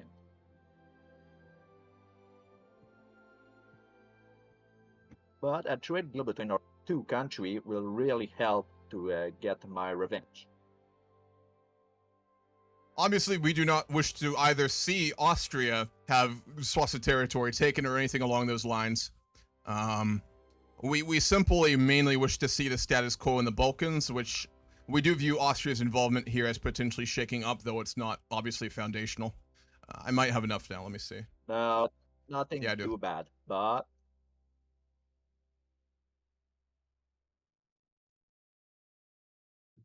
the war had not affected too much our budget, so it's not that. That's good to hear. I do wish to have then a very frank conversation with the Ottoman Empire. We would be interested potentially in helping spur a bit of redevelopment with you, although that will primarily come from your own internal politics and your situation with the Janissaries, which I have obviously read in the reports from the ambassador in Constantinople that are not the best. But we also know that the economic aid and power of Britain could help to spur stabilization. However, nothing comes free. And we do have interests in your periphery that we would wish to see supported by the Ottomans for doing so. And mainly the containment of Russia in Central Asia, within Persia, as well as the Balkans themselves. We know you have no love for the Russians, of course. No, they worry us a lot. They have us a lot of time the past decades. In that case, our proposal would be very simple going forward. We would be willing to begin to do some investments into your country to facilitate a quicker growth to your economy. Obviously, nothing to ever rival Britain herself. In exchange for your guarantee in the future that any conflicts arising in the Caucasus, within the Balkans and within Central Asia involving Russia and their containment would have the support of the Ottomans. Obviously not standing alone, but in such a situation, we could work together. No alliance, no defensive pact, nothing of that sort. Just a guarantee. we absolutely agree with this proposal, and if we may add, it will be good if the British invest in the arm manufacture in our empire. On that, I'm afraid we would have a little less interest. You're welcome to develop your own, but given our traders do make quite a fair sum exporting our arms abroad, we would rather sell them to you rather than facilitate your own. I'm sure you understand. But other industries, the key goods you need to obviously build and industrialize, we would be willing to invest in and help support that to a limited degree. We're not offering to bankroll the reformation of the Ottoman Empire in its entirety. We're giving you a lifeline to rebuild, which you will then do with what you will. So we agree with to give you investment rights in our empire. Very well. May your investor have the holiday in the beach of Turkey. All right, we'll go ahead and write up the treaty and send the terms of the deal over to you, and the Sultan can peruse that and sign it as he wishes. I'm glad we have a mutual understanding with the Russian threat. We obviously don't seek war, but we want to be prepared, as the situation of the Qing showed us that we do need to be very wary.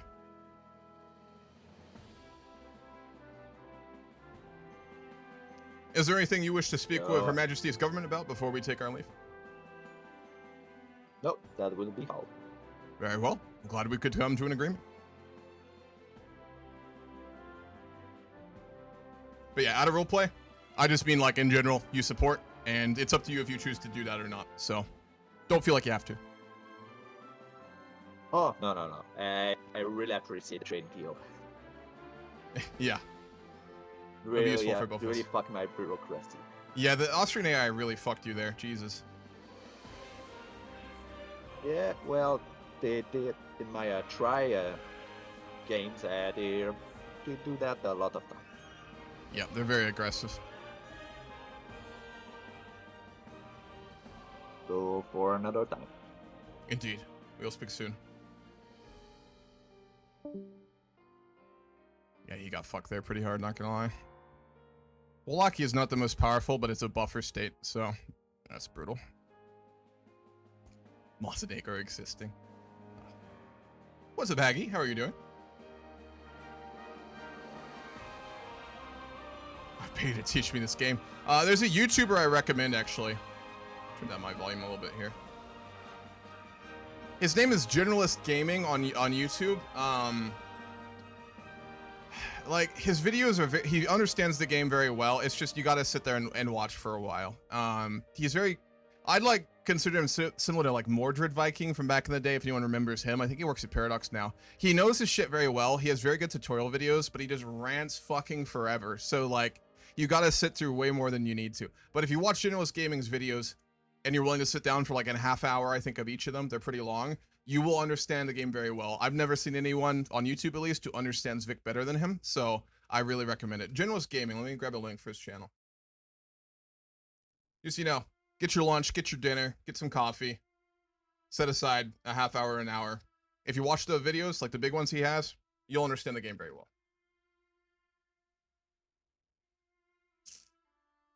Here he is. Yeah. Yeah, check those out. They'll help you a lot. Exactly, well, he's a min-maxer too, which I really don't approve of. Well, but that's my preference, right? I don't like when people teach games in a min-maxing manner because I think it makes people play that way when they don't have to. But understanding games to choose to play how you want is also important too, right? So it's a balancing act. He's very metagamey though. If you play like in like a style like any other, just use that information to play how you want. With every Paradox game, if you understand it well enough, you basically almost can't lose, and Vic's definitely one of those games. So I would caution you to be aware of the power. Because I think, at least for me, from what I've seen myself and other players, strategy games are kind of unique in that, like, the whole enjoyment for most people, especially, well, definitely for me, is the difficulty. It's almost like a puzzle, right? In a way, it's like chess Sudoku, and then 10 other games you like put on top of each other, and you have so much going on, you kind of have to all kind of balance. That's what I love about these games, right? Like it's like a puzzle, a complicated one that challenges you to think, but also you can kind of like throw in history and role play into and all that kind of stuff, which is great. If you get good enough at a game, which you fucking can with strategy games, and you learn how to metagame it, it becomes so easy. It's one of two things. A, you have the ability to self-regulate yourself from being too powerful, which I think is not easy for many people to do. It sure as fuck wasn't for me. Or you get bored and stop playing, which I see a lot of players do, right? They get really good at a strategy game, and it's not very interesting to them anymore. So you kind of got to be careful with like how much I think you know a game versus like you got to know enough to play it. But I think it's actually in many people's interest not to understand it at like an almost perfect level, which you can get to. You can. Unless you play Hoi 4 and you just want to go deck on other players and yell racial slurs in multiplayer lobbies. Then that strategy works very well. But just kind of how I see it, at least. It's interesting. He has no regard for roleplay though, so after watching his videos, you will have to demon max a bit again. Yeah. Use them to understand the game really well, and then take a step back and don't use the more abusable stuff, and then you're chilling. Unless you like to min-max. If you want to go for like achievements and stuff like that, you got to know all that kind of stuff. We can invite a country to our power block. Guatemala. No, I don't think so. No real reason for us to do that.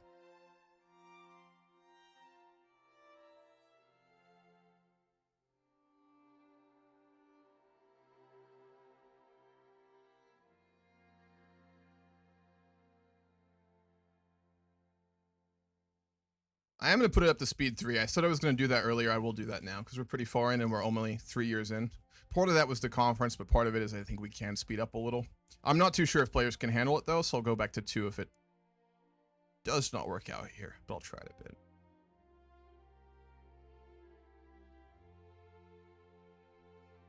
We're also going to go ahead and do the rehost. I think we'll do it at 4. We'll do it in 15 minutes. And then when we do the rehost, I'm going to ask the players if they want to play a little bit over when we said we would, or if we just stop it at 4 like we were, or 5 when we were going to originally end things. As usual, with any Paradox game, getting it set up originally to work was not easy.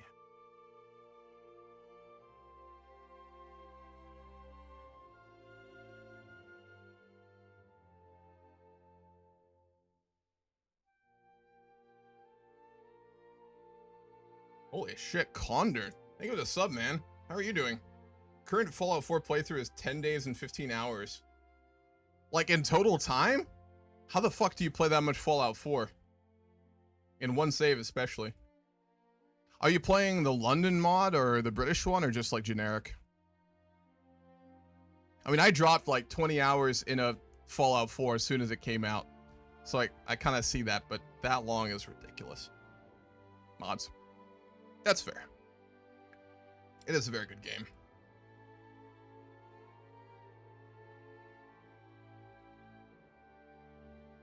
Four days, or 10 days is still so much, though. That's crazy.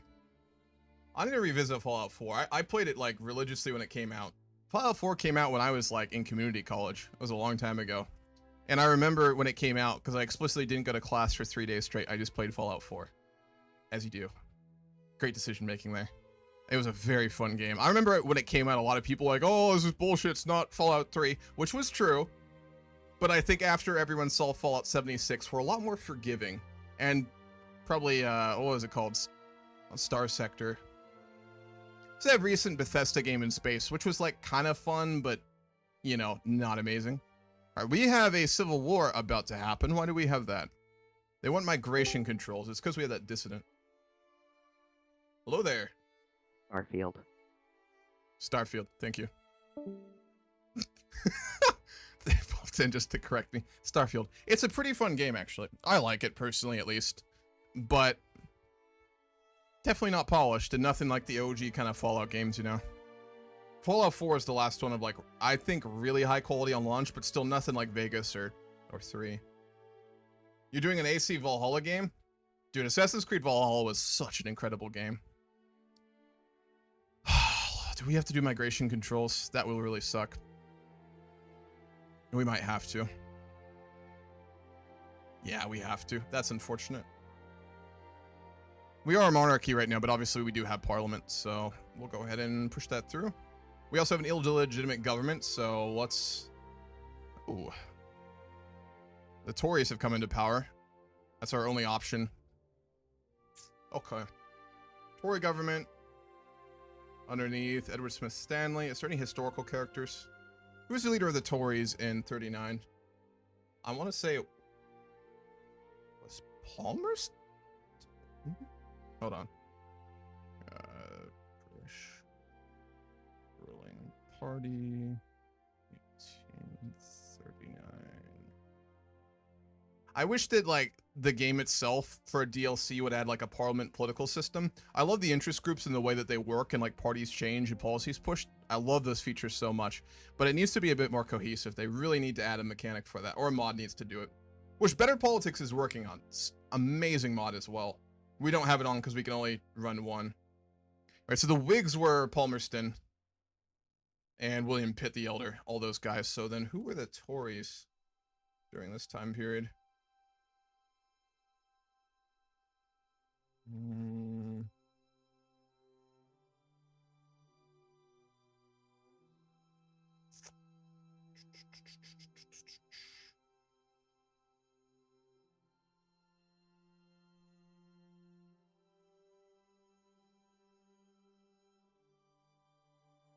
Pitt the Younger dominated in 83 until the 1830.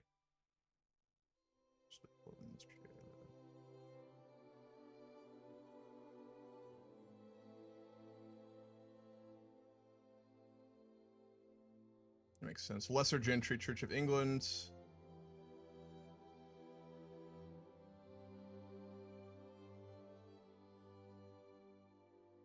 Oh, Robert Peel. After 1815, the Tories later underwent a fundamental transformation under the influence of Robert Peel, who was an industrialist rather than a landowner. Peel, in his 1834 Tamworth Manifesto, outlined a new conservative philosophy of reforming ills while conserving the good. The subsequent Peel administrations have been labeled conservative rather than Tory, but the older term remains in use. Okay, so it is Robert Peel. Him, I unfortunately do not know a ton about. I'm going to read it very briefly here.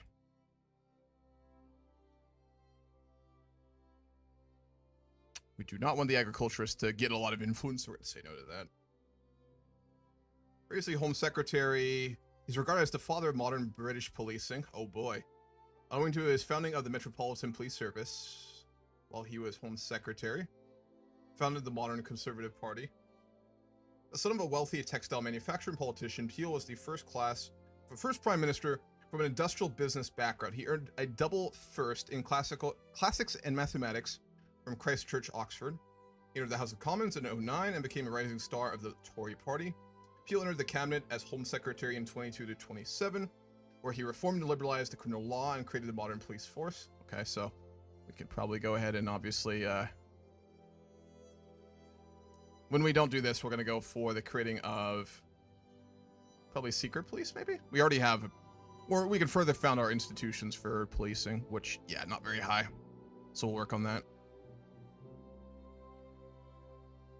Looking at a new type of officer known to contribute to him as bobbies and peelers.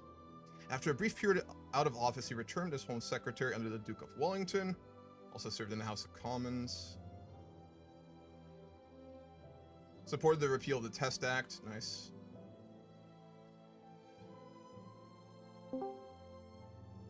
Hello there. Good afternoon. I'm the delegation of the Portuguese Crown. I would like to know about your. We received a message that you currently worsen our diplomacy. I think I've got this. In Portugal? Out of roleplay, no, I did not. What did you see?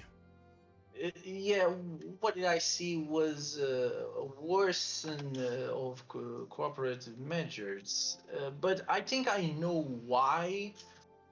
Because as you can see, you can go down to the Naples area and you can see that they are going under, I think, not a civil war, but I went to conversations with them. They are absolutely under control, but there's a slight problem that problem, that war, started because they go and get possession of the Dalman people back in Africa. And I know the Dalman people and the relationships with the Danish, and I think the Danish are some sort of way behind this. But I think this, it's not a matter of concern, but I think it's more a matter of why Naples did go straight to Dalman when there's restriction to the Danish people. Wait, Naples is fighting Denmark, or what do you mean? No, it's Or do you mean under Dalmatia? civil war. Okay, yep. Yes. But and that civil war resulted because they took over the Dalman people, but then the Dalman people are in straight relations with the Danish, and I think the government itself exploded in Naples. So I think it was in regards of the Portuguese information. I think it will be the best course of action of inform the Okay, I'm gonna be honest. I'm very confused with you. I don't know if it's just accent or not. Civil War is happening out of roleplay because of what? Yeah, because of the because now. Oh, they have a rivalry with Denmark. Okay, so yes, Denmark's not a player though. Yes, but in terms of the colonialism game and that region itself, I think they They took land in the Nigerian Delta. I see. Yes, and that's not the agreement, and they are not fully in place. And here's the more thing. It was the liberal revolt. And that spiked the interest of the Portuguese people. Internal instability. Did they purchase it from Denmark? How did they gain the colony? Oh damn! I forgot to ask about that. But good question. If it is a legal transaction of sale of territory, as we do know that Denmark had a colony in the region that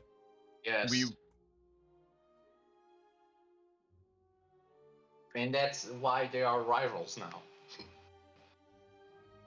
Yeah, which is weird, because if this was an entirely legal affair, it's very strange it resulted in this. Yeah, but that's what's even stranger is that they are in a rival with with the Dan, and like I think they didn't purchase at all. Have you spoken with the French about this at all? As I know they have closer relations with the Italian principalities. Yes, I went straight to the British government because this. It's not a matter of concern, but this is the rival with the Danish. That's stepping out. I think we need to send an ambassador immediately to Naples and speak directly. With the French? With the French? To Naples. No need to involve the French unless needed here. Okay. So let's go take a visit to Naples. Hello there. Can you hear me? Yep. Right, I believe that the Portuguese are coming as well.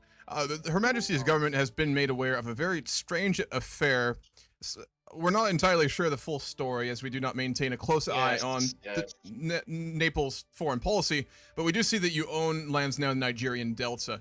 I believe taken from or bought from Denmark, correct? No, that had nothing to do with Denmark.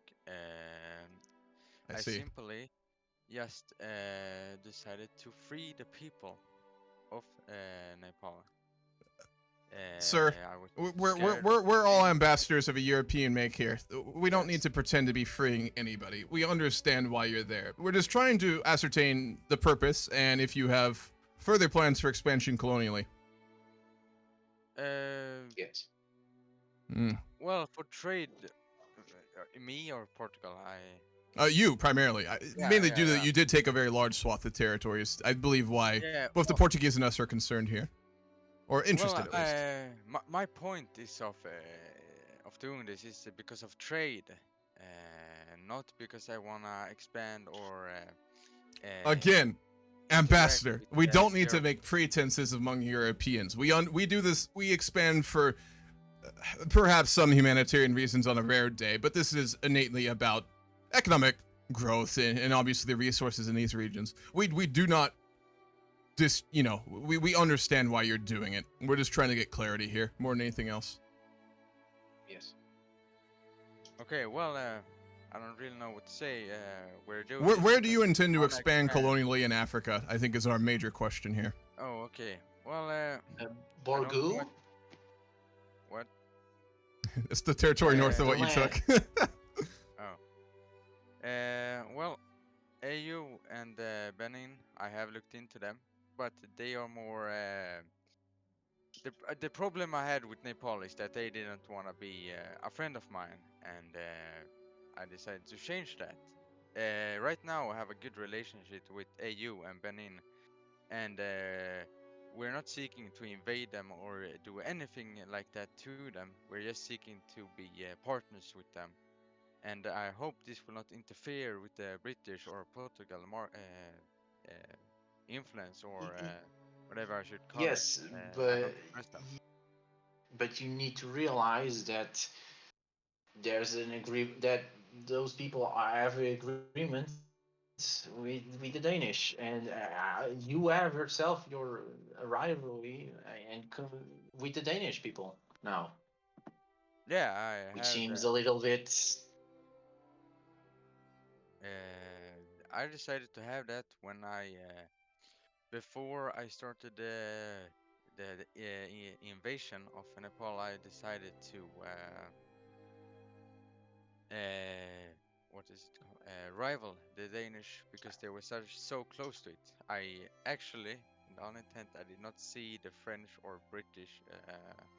Again, we do not see this as major column for issue for concern here. Yes. We just want to make sure that the two Sicilies, now I see you're titling yourself, does not expand haphazardly colonially. What you've taken is fine, and as long as your colonial expansion is reasonable, we have no major problem.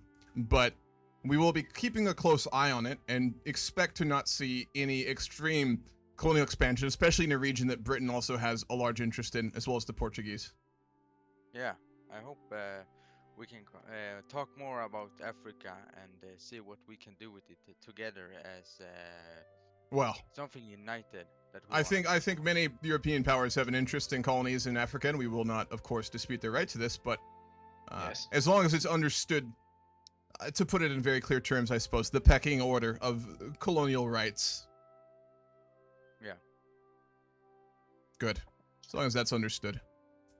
We're glad that there is no deeper issue here, and we're sad to hear about your loss of relations with Denmark, but the colonial game is not easy. We have similar issues with the French due to this, so it is understandable.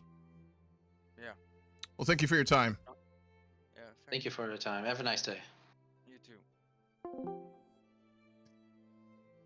I mean, I get it. It's colonialism. Oh, Reaper, how the hell are you doing? Good to see you. You say you're liberating the people, don't make me laugh.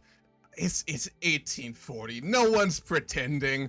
We're not pretending. That comes in 100 years, if that. That comes in 130 years.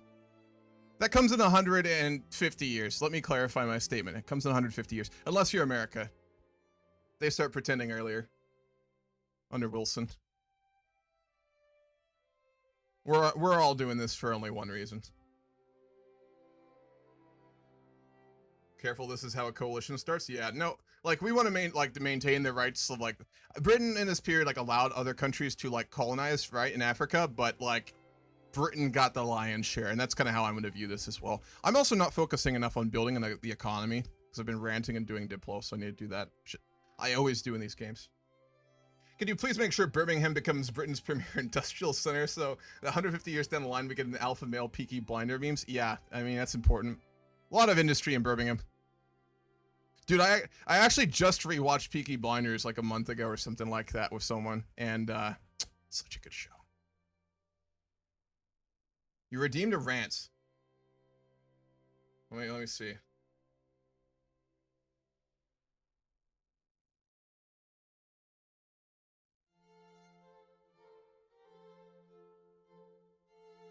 Land from rival to cut someone. You wonder what Reaper means? It's that Bethesda's dog shit and they fucked up Fallout 4. It could have been way better, I agree with you, but I still enjoyed the game. What was the rant about? I'm going back. Oh, Fallout 4's newest update bull crap. Reaper, I can't rant on that because I don't know too much about it. I followed Fallout 4 like in the first, I'd say, year or two of its release. I played it heavily, but I've never really gone back to play it or like kind of kept up with the current status. So if you want me to rant, I have nothing substantive to actually say about it. Oh, okay, that's above it. Never mind.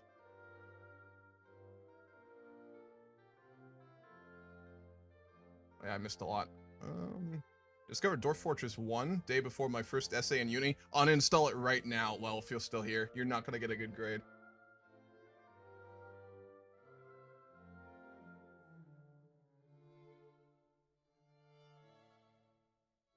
Do you know anything about early 19th century British parliamentary history? Is that the rant you want? I'm mildly knowledgeable on it. Not a lot, mildly. I know more about British foreign policy in the 19th century rather than like the internal ongoings of like domestic policy and then like the parliament and stuff like that, which is why I was just reading about Robert Peel. I know a little bit, but again, like I've always kind of 19th century to me was most interesting for like industrialization and for like foreign policy, balance of power stuff as well, colonialism. So my knowledge of like internal policy in the 19th century probably only applies to America and maybe Prussia on a good day. To be honest with you. I know like overall, like domestically in the 19th century, there were like the Tories and there were the Whigs, and they would change kind of basically their foreign policy outlook. One of the really interesting things about the 19th century in the politics of Britain, actually, this I do know about because it's fucking wild, is basically everybody in Britain, for the most part, was super obviously like imperialist. Like, hello there. Howdy, how's it going? Pretty good.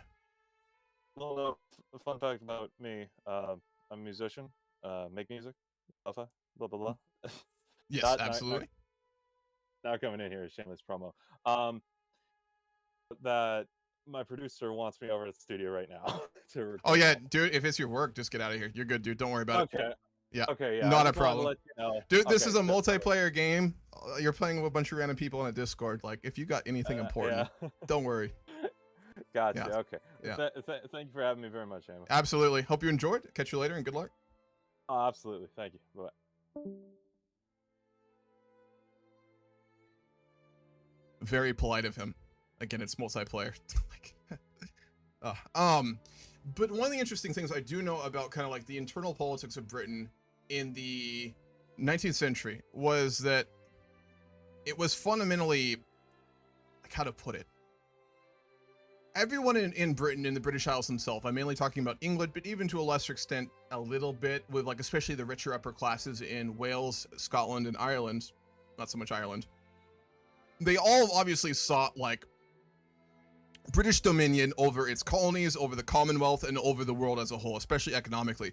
Britain was by far the richest nation in the world in the 19th century, all the way up until like the end of it, when Germany started to actually rival them, especially in producing goods like steel and coal, which I believe they didn't surpass Britain in the 19th century, but they did very quickly in the start of the 20th century. Uh-oh. Now they want no migration controls. Okay. We'll cancel it then. I didn't want to have them to start with. Our internal politics are arguing loudly about migration controls. I'm just trying to avoid a civil war of that right now, to be honest with you. And then let me see if I can do free trade. Apparently Robert Peel is very pro-free trade, but given our Tory party does not involve the industrialists, actually we can add them. We can try and go ahead and go for free trade laws here. Yeah. I'm going to give this a shot. Free trade is one of the most innovative things in globalization to occur and allowed for just so much wealth to be created. I might fight the Civil War, I'm not gonna lie. Hold up, I will finish my thought, I promise.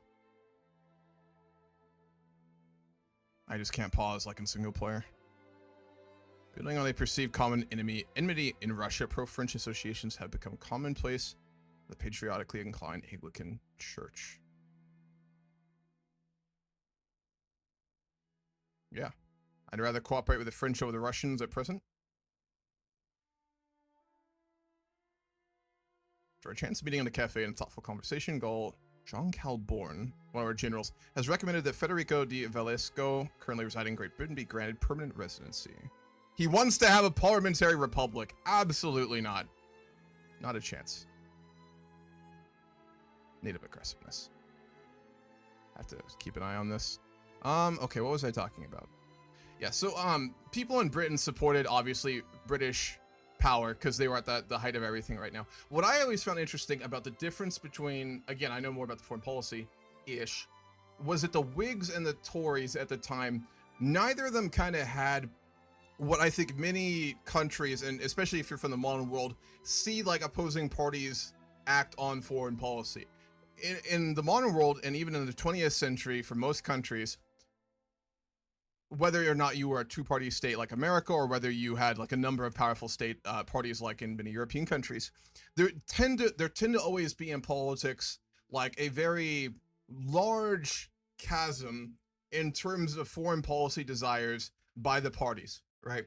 Like, you know, we can look back to like 20th century American politics between Republicans and Democrats as an example, because I know it best, right? Usually one of those parties was always pushing for either like a lot of foreign involvement, modern forms of imperialism, colonialism, taking states in Central America, pushing foreign wars and things like that. And usually the other party tended to advocate more for just isolationism or for a more neutral policy. It's not always the case for every country in history in different periods, but especially with the rise of like modern democracy, with any sort of parliamentary system, and where opposing parties have vested interests, foreign policy tends to be a very useful tool by parties to basically draw a line on something they don't care as much about, right? Like, for most parties, their primary goal is to push their own domestic agenda, right? Like the laws in the country, how the country deals with things like wealth, like funding the military, like putting in place programs like, you know, we can look in Victoria 3, right? Like, you know, things like voting rights, things like funding of the police, things like poor laws, labor laws, all those sorts of things. Domestic policy always, pretty much always for parties, is their number one operating goal, right? Like that's what matters to regular people. Almost always. Foreign policy tends to always be involved in like parties in discussion. Like in the modern world, you know, any politician who runs, he'll probably talk about like, you know, what he would do with foreign leaders, how he would deal with certain countries, whether they're being aggressive or whether just kind of you have historical relations. They'll talk about it, but most people don't really give a fuck. Or at least it's a secondary issue compared to things that affect their everyday life, like taxes, right? Tariffs on goods if they have a business. Things like that really matter to people.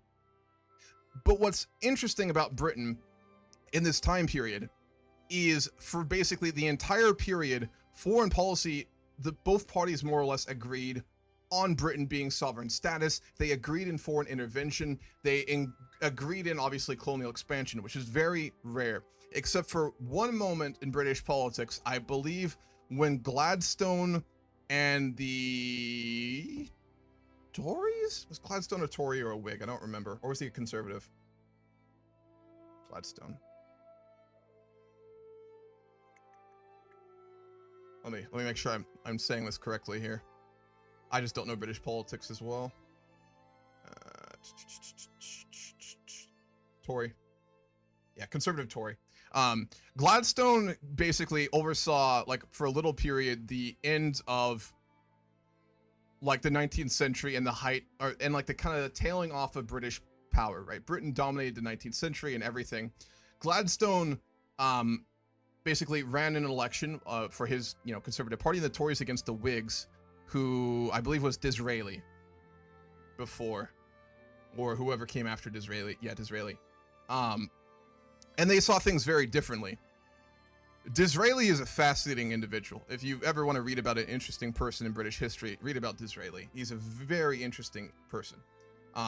He had kind of oversaw Britain from like, I think like the late 70s to like 1888 or something like that.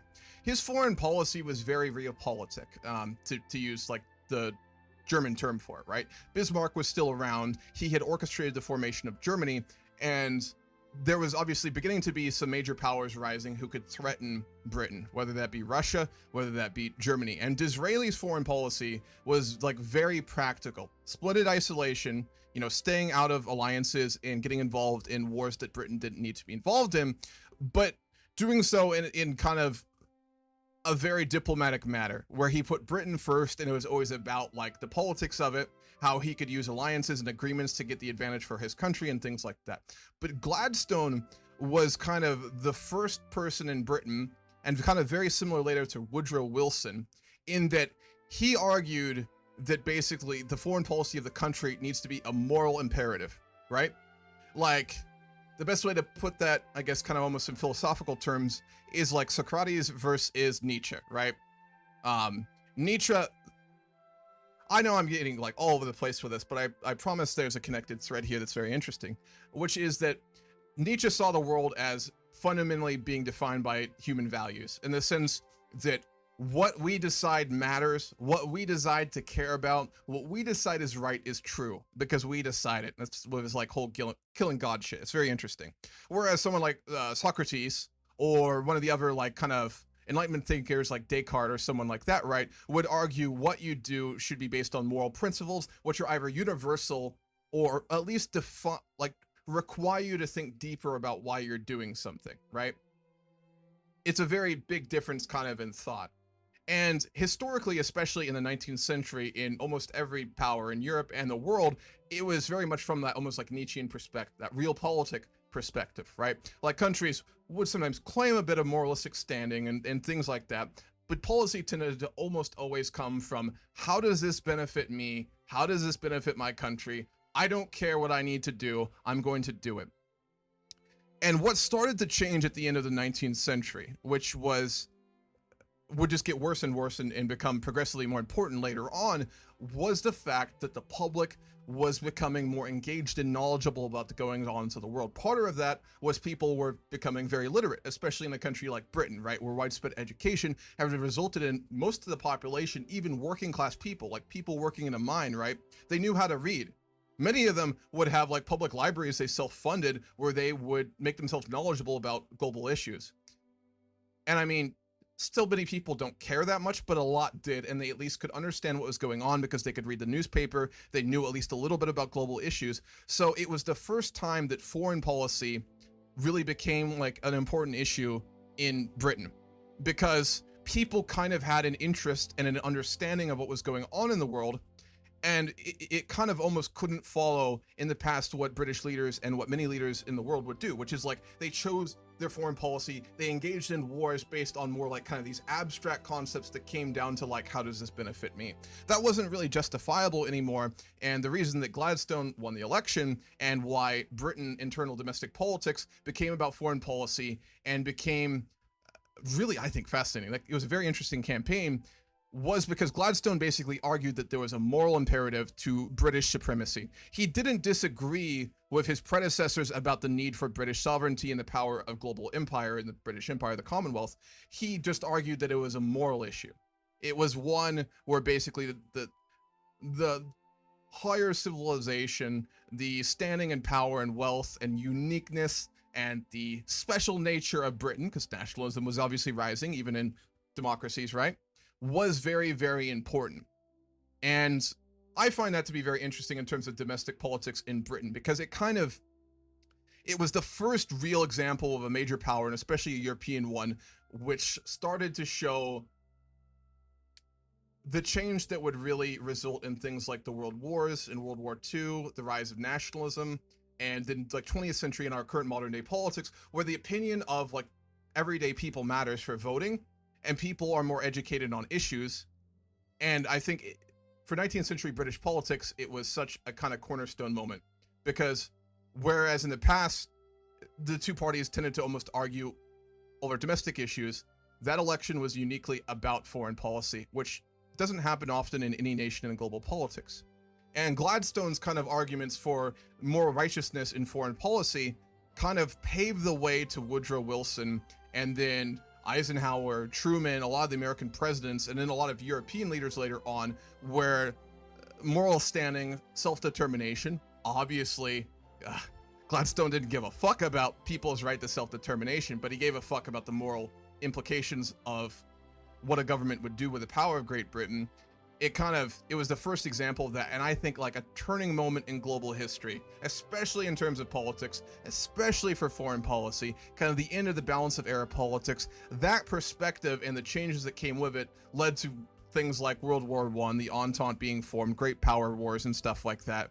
And I think, again, just a fascinating moment in British history and world history, and very unique. So that's like the one thing I really know that a bit more about like British domestic politics was that kind of a very mostly unified foreign policy standpoint of all the British main parties, and then kind of the end of the century with the beginning to be the fall of the British Empire, having that kind of come into play, and then what would happen later with the League of Nations, the UN, and then moral justification for foreign action just coming from things that weren't just, I'm doing it because I can and I want to, which still is how most things like that are done. It needs to be justified now, right? Like the Iraq War, right? Great example of that. Was it anything different than Bismarck provoking the French to declare war on him to take Alsace-Lorraine because he wanted to and because he could and because it would help him and his country? No, we invaded Iraq because of oil rights and because we wanted. There are a lot of many reasons, but it finally came down to because we wanted to, because it supported our interests on an economic scale, right? Is that what we said to the world when we invaded Iraq? Fuck no, we didn't. We argued for hours about the morality. We talked about our justification for it. The casus belli for any war in the modern world requires much deeper justification. It doesn't need to be true, but you need to do it. And I think that moment in British politics was the beginning of that, in my opinion. So anyway, long rant on that one, but you redeemed it, so there you go. I hope that works for what you requested. Okay.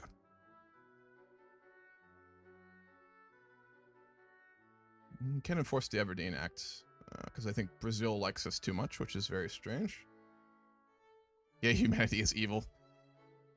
We've always been very selfish.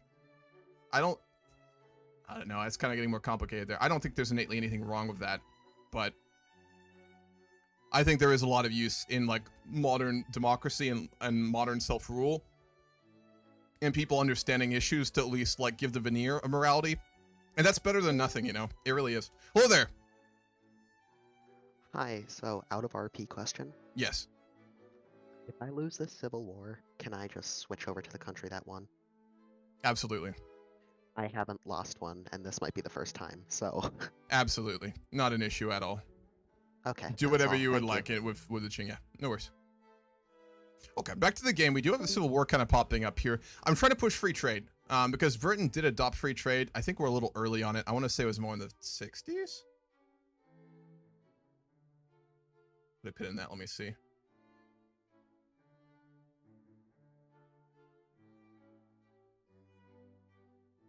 was in the 40s?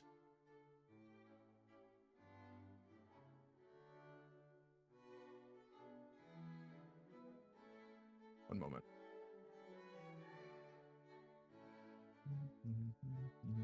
Oh, it wasn't the 40s. I didn't realize it was that early.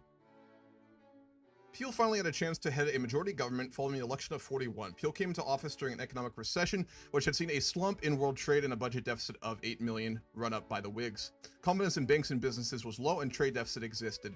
To raise revenue, Peel's 42 budget saw the reintroduction of the income tax, removed previously at the end of the Napoleonic Wars. The economic historian Charles Reed has analyzed Peel's economic policies as such, fixing the value of the British currency to a gold standard, with a paper pound currency freely convertible to gold. I think this is when like they removed a lot of the local banks in Britain. Banks tended to be private, right? Like a lot of private banking was done in European countries, especially Britain, where they would like literally individual banks, which weren't even really regulated by a central authority like we kind of view now, would issue their own like paper currency, which if the bank failed would just disappear. So that's interesting. A limited banknote supply based on a fixed relationship to the gold reserve. Hello there. Hello. An ambassador from Prussia, I believe. Hello. I'm an ambassador from my king, Frederick Wilhelm.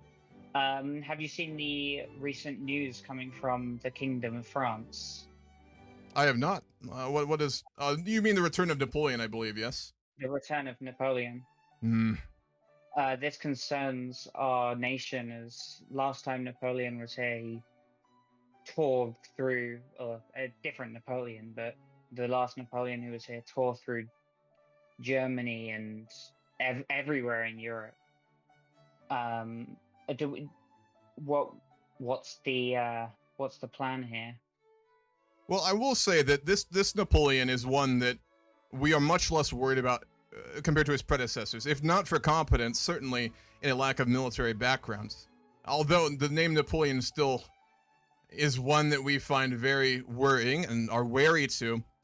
He did actually even spend some time in living in Britain prior to his return to France, and I've had my foreign policy and an advisor speak to me on some of the treatises he wrote about his plans for France. We are concerned about the potential attempt to bring about a rise to or return to French power in Europe, but we are certainly not going to view him in the same right as his predecessor. What does Prussia think of this situation? Prussia is very worried about their future, as last time that Napoleon was in last time that Napoleon was in control. Oh. I see the ambassador of a Frenchman arrives on cue. Excuse me, I am not on the side of the Bonaparte. Ah. Right. From what camp in France do you come? There are so many of you these days. There is talk of big revolution. We want another republic, a true republic. Has he banned voting in your country? I do believe you still have the right to vote in France, unless he has changed that since last we overlooked your internal politics. The laws still exist as stands. Currently an election is standing, but they are looking at winning. You have the right to self-choice in your elections. That was what was set up, is it not? What do you find to be unacceptable about this? The monarch that came in, it's... The Bonaparte... Was he elected, or did he declare himself? No, he's declared. He's just arrived, and the state have made him. I see. That is very different than. How did he seize power if he was not elected? Then how did he get control of the state government? The way Napoleon did the last 2 times prior. This was a coup? No, he arrives, and you know. Ah, like the original, I suppose. Exactly. So your president or prime minister has been ousted then? I am not a member of government. I am a member of in the support of overthrowing our current government because of the change in. You will forgive my bluntness, but I want to make sure I'm speaking with someone who has a manner of authority in French politics and the government. Could you identify yourself, sir? An official in France? No. Oh. I am not.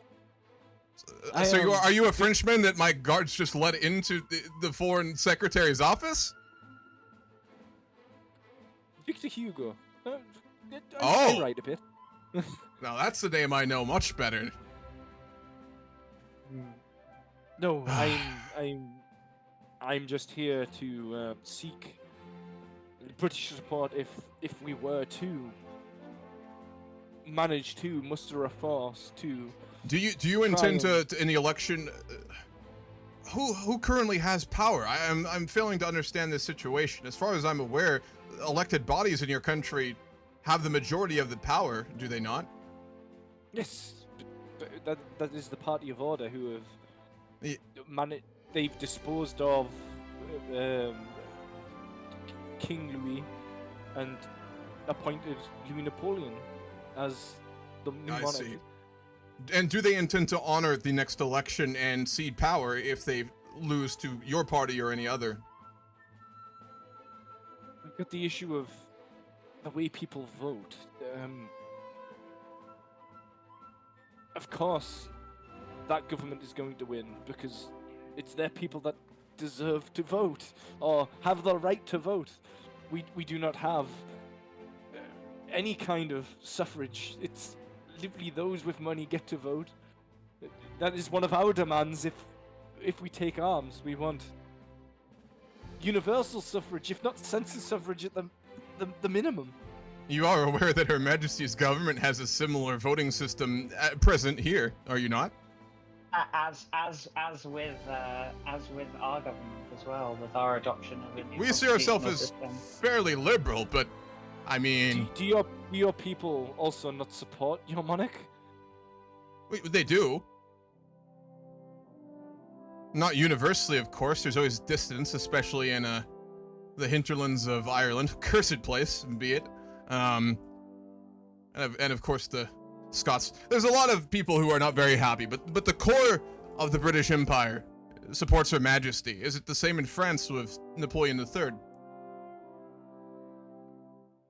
There are a great number of us that do not wish to repeat the travesties of past years. And that is all I will say with that. I think a Bonaparte on the throne of France isn't a good thing for Europe, and I'm sure you would both agree. Yes, I would personally 100% agree. However, what you're suggesting is madness. We cannot allow an American-style democracy into the center of Europe. I agree. Something like that is An rather American extreme. style? None! A French style. I will also say this is a little complicated for my government at present. Our Prime Minister Robert Peel is a man who is attempting major, very important reforms, which I believe Napoleon III has actually wrote on similar issues. He seeks free trade. He seeks to maintain the balance in Europe. I know he is a Bonaparte, and it leaves a bad taste in my mouth, certainly, but he is reasonable as far as our government is concerned if he maintains what he has written about. Always different than when one leads a nation, I suppose. I just came to let you know that. And I thank you for your visit, a man of your great distinction as well. If you ever would like to do a book tour signing here, we'd be happy to accommodate you. Of course. If I will say this as to His Majesty's opinion on this issue. France at present is maintaining borders that we find acceptable in the balance of power in Europe, and Napoleon's government and the Party of Order have suggested ideas that we find reasonable. We are in no interest in supporting some extreme form of democracy like you're suggesting, but if the Emperor or his government seeks to stop the rights that you currently have for determination, then that would be another matter entirely. If he seeks any foreign expansion or return to French European expansionism, then Britain will be very much more interested in what you're suggesting, and then in some part. As will Prussia. Of course. Or merci beaucoup. Before you go, actually, I'm a foreign minister, of course, but could you sign my book very, very quickly? I can't believe I didn't recognize you. Oui. Well, thank you very much. My wife will love this. She's a big fan.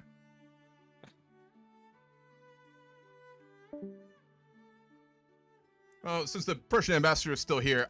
Oh, God. Okay. Oh my God. Well, that's about right. Okay. Oh no. Oh, fuck. I'm also getting a revolution because I try to pass free trade, so this is the worst timing. God damn it.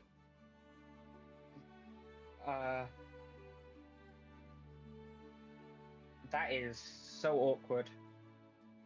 He did warn us, to be fair. Yeah, we didn't expect it that fast, though. No, we didn't. He just literally got on a boat, and then we heard a day later that a revolution started, so very last minute. Yeah. What is the Prussian foreign ambassador's thoughts on this? This is a matter that is not one we seek right now, but it needs to be obviously discussed and addressed.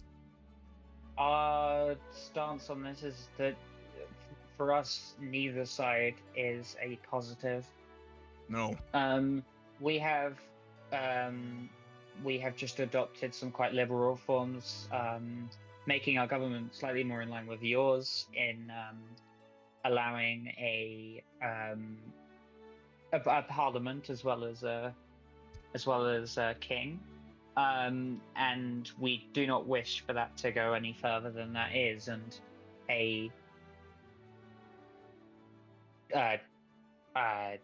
whatever radical ideology France could become on our border would just incite revolutions further, and would incite the people to become more willing to oust King Frederick, even though he is a popular king, of course. However, the other side is a Napoleon. We would not appreciate a Napoleon in power either. We do not see a positive in either side of this arrangement. No, nor are we. This is a situation where there is no one who we don't innately would not rather see another option. But frankly, I must say I do find Napoleon's policy to be one more in line with what we'd wish to see on a European framework. But there's no one ensuring he simply will not do what his forefather did and ignore his liberal reforms to seek empire. Yes. Our agreement with, I presume our agreement with Belgium still is of import, where all three of our nations, or I guess two of our nations, now that France has rescinded that. Her Majesty's government will always defend the nations of the lowlands, whether they be the Dutch or the Belgians, unequivocally. Excellent. I'm glad that both of our nations would still agree to that. I will have to speak with the Prime Minister, but I'm racking my head here, and I frankly, I almost wonder if any sort of involvement is worthwhile. To be frank with you, perhaps it would be better to see how this plays out and let the French spend soldiers fighting amongst each other, while nations such as our own continue the merits of industrialization. If there was a way to allow for an Orleanist or a Bourbon to take power, that would be our preferred option. Much preferable in our eyes as well. No matter how much we didn't like the previous king. Oh God, Sweden just joined. Would still rather see him. Yes. Well, I mean that makes sense. The Swedish monarchy has got a bit of a bias towards the Bonapartes. Yes. That is also concerning, considering that means that if Sweden and France go closer, if the Napoleon wins. I think my mind is made up on this. I think that I would hope that you would agree on this. I think at this point we seek to make this not an escalation into a great power war in Europe at this point with the Swedish involvement. Of course. I think if Prussia and United Kingdom agreed to just essentially, if any other great powers involved themselves to go on the other if need be and attempt to just stop this from getting out of hand. And apparently there's a coup in my country happening. Okay, lovely. They don't want free trade. I would like to stay on probably even further positive terms to the British after what is conspiring in France. I would like to remain on positive terms, and I'm sure my king agrees that you may be our greatest ally from Agreed. in this. Ally is a word that we would dispute there entirely, but dear friends, certainly, yes. Friend. That is what I mean. I believe there's another Frenchman. Same Frenchman. Victor Hugo. Yes. On heading back to get the ferry back to France. Word reached actually that the revolution is actually ongoing. It is escalated dramatically. Out of roleplay, Chris, do you want to call a Congress of Europe, or how do you want to do this? I'm going radical anyway. Like I'm siding with the radicals. Yeah. Like that'd be the direction I go with. If Gotcha. I didn't make that clear with the whole thing. Yeah, so you I'm did. not bothered. Out of roleplay, my perspective right now is just to stay out of it and let you fight this internally, frankly. Yeah. Even as with mine. Which I'm cool with, because even if I lose, I don't mind. I'll just roleplay as the Bonapartes. Yeah, cool. You get the Swedish are backing him, so you never know. Yeah, exactly. So yeah, that's what. And the Pope. Swedish, Switzerland, like neutral Switzerland, are backing. Yeah, that's something. They're just angry that all their good soldiers keep getting sent to the Papal States, so you know. Yeah. Yep. So now they're trying to put it into they're that. at war with Papal States. That's hilarious. Yeah, they are at war with the Papal States. We might want to call a possible European. The European Congress, if anything, would happen after the result of it. Yeah, I feel agreed. And it'd be a reaction of it. Britain, roleplay-wise, is going to be very also like unwilling to intervene because we're trying to pass free trade, and there's a potential coup happening right now in our government. So we got internal issues. Yeah, Prussia would be unwilling to intervene because neither option is a positive one for them. So it's up to you and your skill in fighting in Victoria 3, Chris.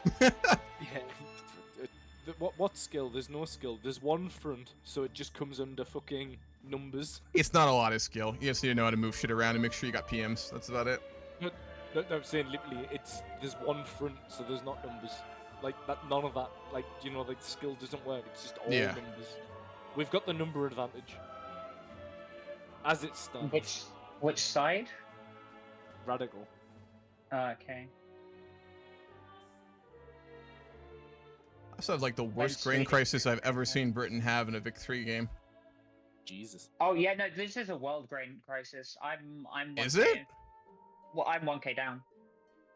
Oh, I'm like 4K down. It's bad. I'm 1.3K in the whole. Yeah, but I've only got 4K buy orders, so. Oh, dude, I'm up. Oh, the fuck is this bullshit? Fucking French. I'm up. They're stealing our grain. I'm radical. I'm radical France though, and I'm up. I'm gonna just make all of Sri Lanka a rice farm right now, unironically. Because saying I was talking before, if I got America, I would have went full Confederate, and I would have wanted to become the bread bowl of the world. Yeah. Agricultural, non-industrial American, cursed ass Jefferson timeline. Yep. Yeah, and then it would be a matter of then I'm just pushing your guys' moral compass on the fact of you're all importing grain from me because you've got to. Or are you opposing the government? Do you like people starving? Why are you hostile to America? Exactly. And isn't that like complete moral like fucking conflict of I think it'd be an interesting thing to roleplay. It would be, not gonna lie. Oh man, I'm making a civil war. Okay. Well, this is interesting. Europe's already on fire. Oh Europe's wow, already on fire.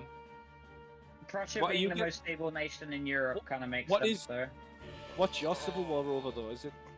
They want migration controls, but I'm passing free trade. And if I start doing migration controls, then the industrialists start a civil war to have it gotten rid of, so there's no winning. Yeah. Oh, the church wants public health insurance. Average Vic game. The US are just trying to fuck me over now by making a massive iron trade deal. Who? The US. Oh. They haven't got a war with Mexico might- yet. Oh, No. John Calhoun. Oh, God. That's a cursed fucking timeline. Oh, Calhoun. Oh. What is mad though is that that radical France is the third, like literally third in prestige. Wait, why am I the number 7 great power? France is just dropping. Just in all I you, agree all with you, you. and you have Well, to the deal with. two Frances are third and fourth, so, you know. Yeah. It's- And apparently the Americans have overtaken me. I just don't understand this game. America grows my so economy is good. collapsing, I think, because of the grain issue. I think. I think world economy is in a recession, honestly. Because everyone's France- buying goods, and, like, they're all trying to produce the same things. Yeah. Austria. France Okay, Russia's okay. Austria is suffering. France's I'm issue is due to the fine. fact of the Civil War, but That would do it. you do Oh my what? god. Let me get this straight. There's a revolution in China, there's a revolution in France, and there's about to be one in Britain. To be Oh, fair, this is the Brazil. spring of Brazil. revolution era, so Look- it's about right. Look at Brazil. True. Look at Brazil. Yeah, Brazil Civil War too. Yep. Oh, and Brazil. Brazil, so, Brazil's so- revolutions fucked Portugal. Portugal's crippled. Oh yeah, for I heard about that. But Portugal just like. So let me look at their immediately GDP. I bet it's went straight my down. economy gone. No, yeah, it was a lot of volatility. Yeah, my economy like really dropped there. I still can't figure out why. Oh my god, yeah, yours did the same thing as Austria's. Look at Austria's Yep. too. Oh Jesus, yeah, I mean, it nosedive. might- And then the Russians just up. All that wood. It might be Qing. It might be Qing, you know. You know, you're absolutely right, because that's where I was importing all my grain from. Oh shit. Qing Civil War may have just absolutely fucked all Yup. of the great powers. Opium War at the end of things is gonna fuck Britain over here. Oof. That's interesting, actually. Yeah, it really is.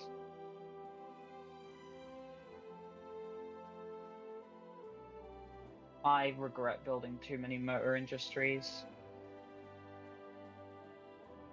Yeah, too Can't early. get anything Way too early done. for that. I was building a bunch of railways, but still, either way, I completely overbuilt.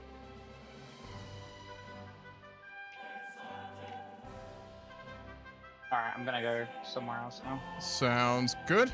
We're on the same page, though. Yeah. Fucking Civil War. Can I exile him? 4 months, if I can exile him, I think we don't get a Civil War. What's funny on my? I didn't care.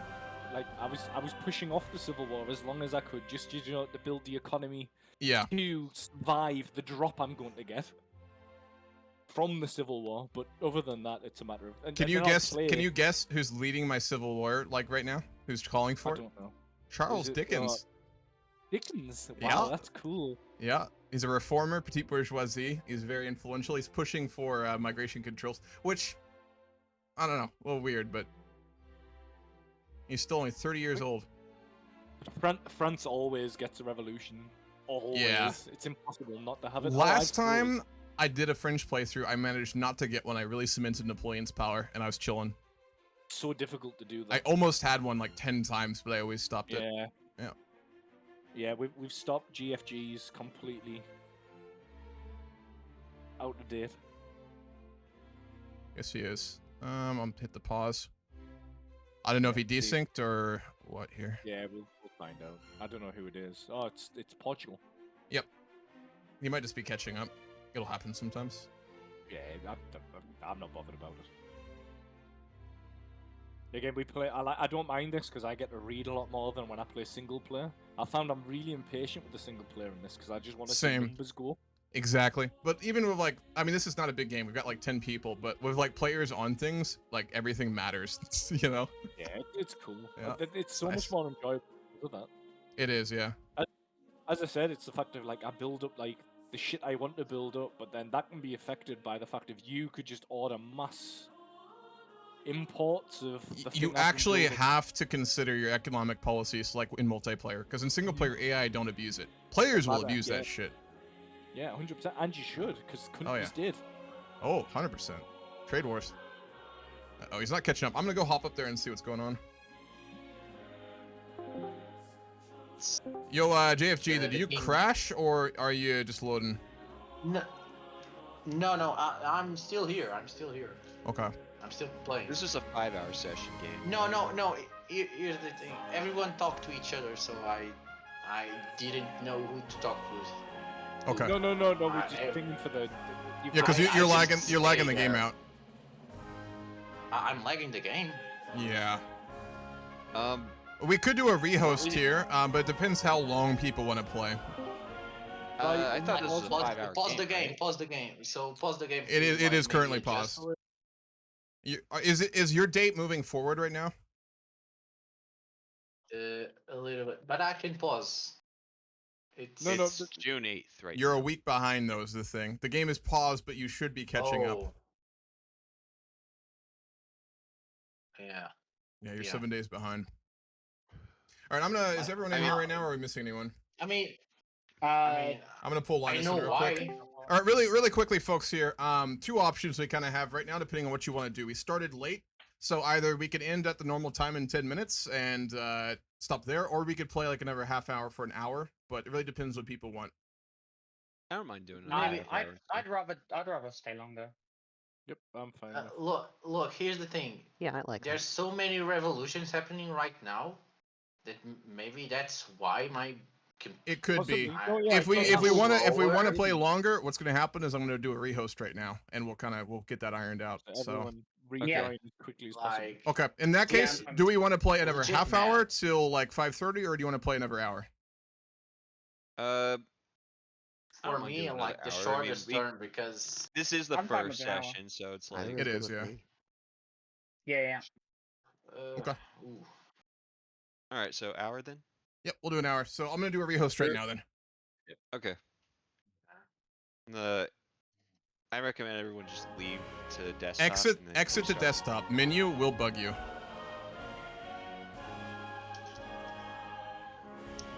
Do I exit? Yeah, exit the game. To desktop. To desktop. Let's say that like 10 more times. Okay. What happened? We're doing a rehost, Linus. Oh, okay. We had a desync as well on the time, so nobody was moving. What's up, TARDIS? Hope you're doing well. Folks, I'm going to take a break so I can go to the bathroom too. We're going to do a quick rehost. We'll go for another hour. So, yeah, another hour of stuff.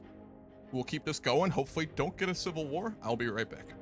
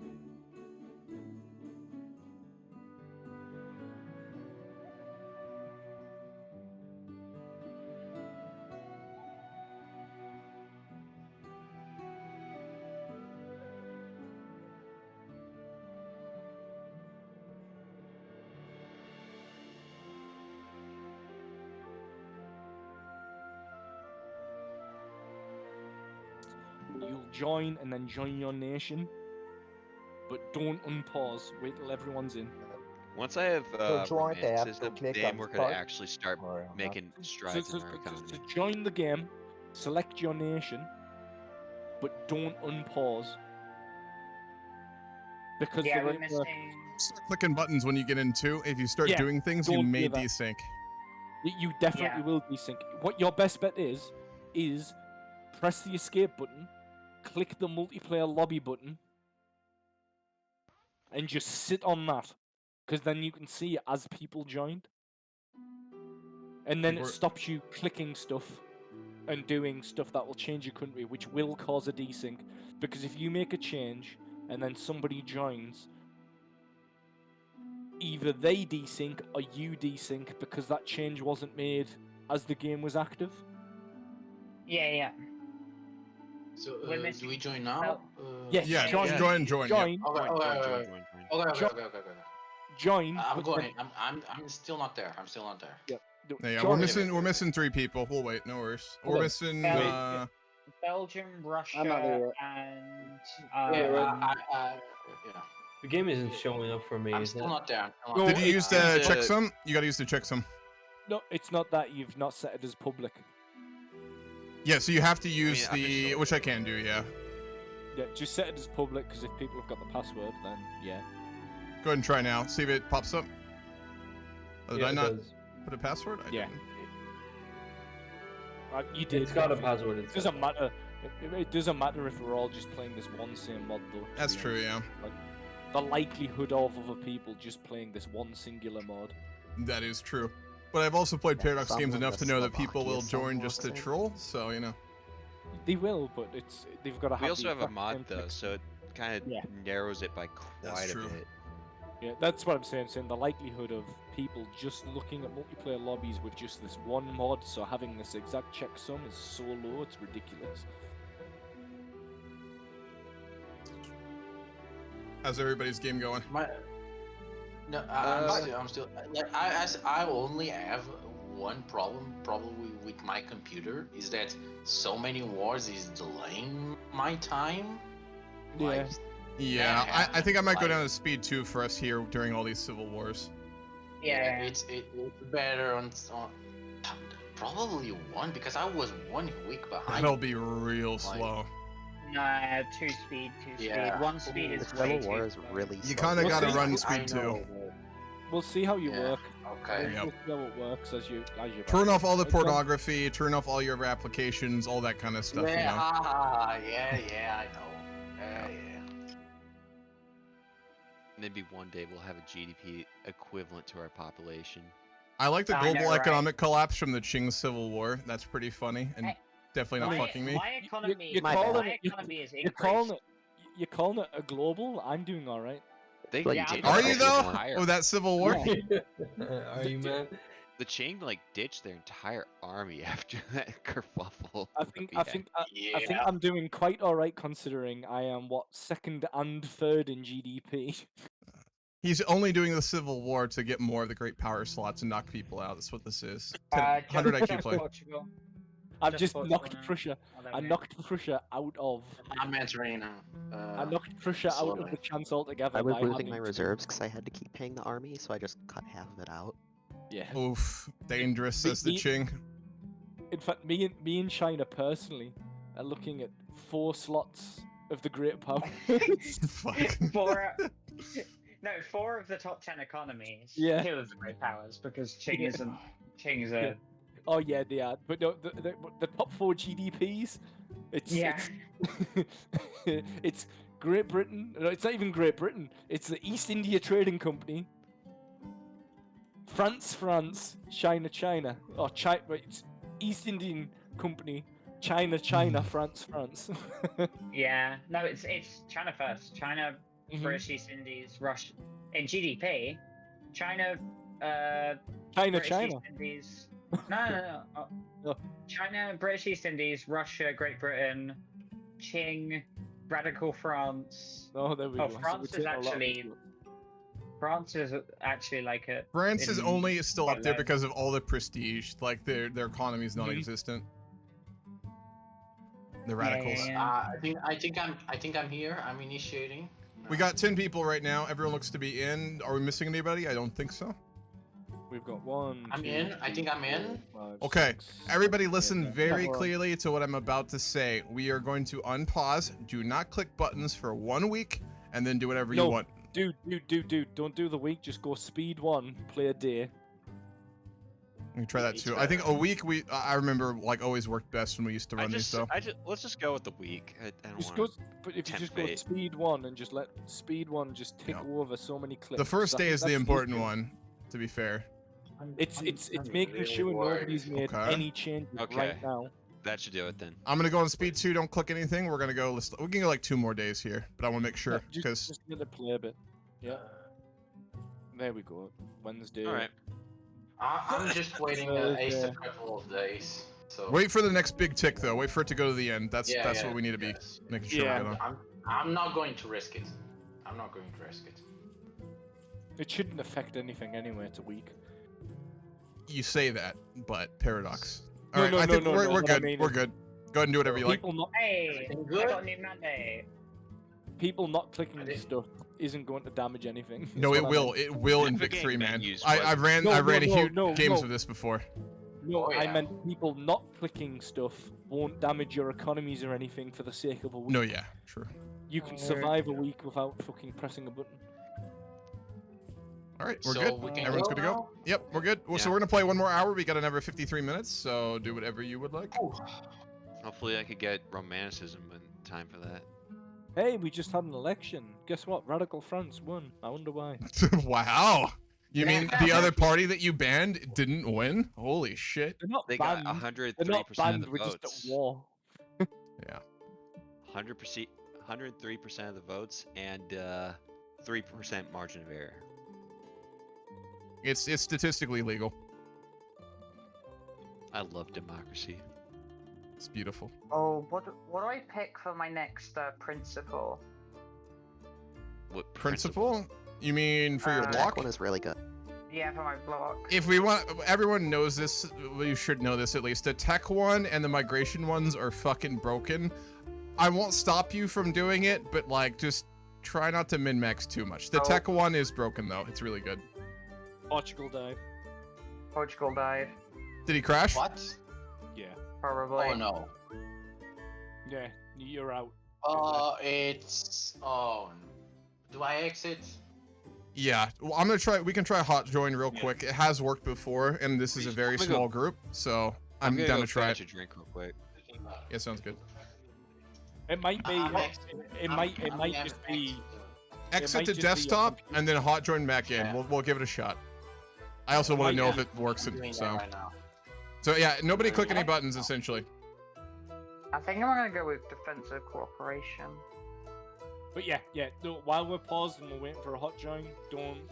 No, of course I'm not gonna click anything. So by the way, for your principles for great power blocks, it is worth building up 3 mandates because that is the strongest. So like kind of the meta, I guess, is to always just like wait for 3 mandates and get the most advanced one. Otherwise, you just have to redo it later and you waste it. So they're very strong. Wait, why not just do 1 and then 2 and then 3?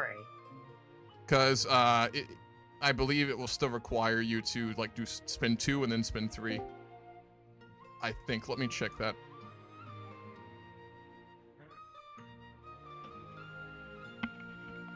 No, you're right. Actually, that will work. Well, you can do it slower. Oh, I didn't know that. Yeah. There you go. You're right, 100%.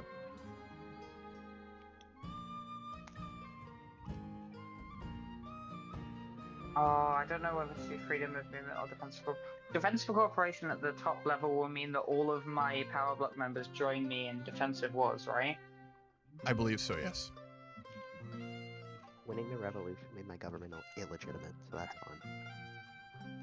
But does that mess with German unification if my power block members don't unify with me? That I don't That's know. the It thing I'm shouldn't. worried I think those are hard-coded when you get nationalism. I have But nationalism. if you want to be safe, I'd say don't do it. Yeah, okay, then I'll get freedom of movement.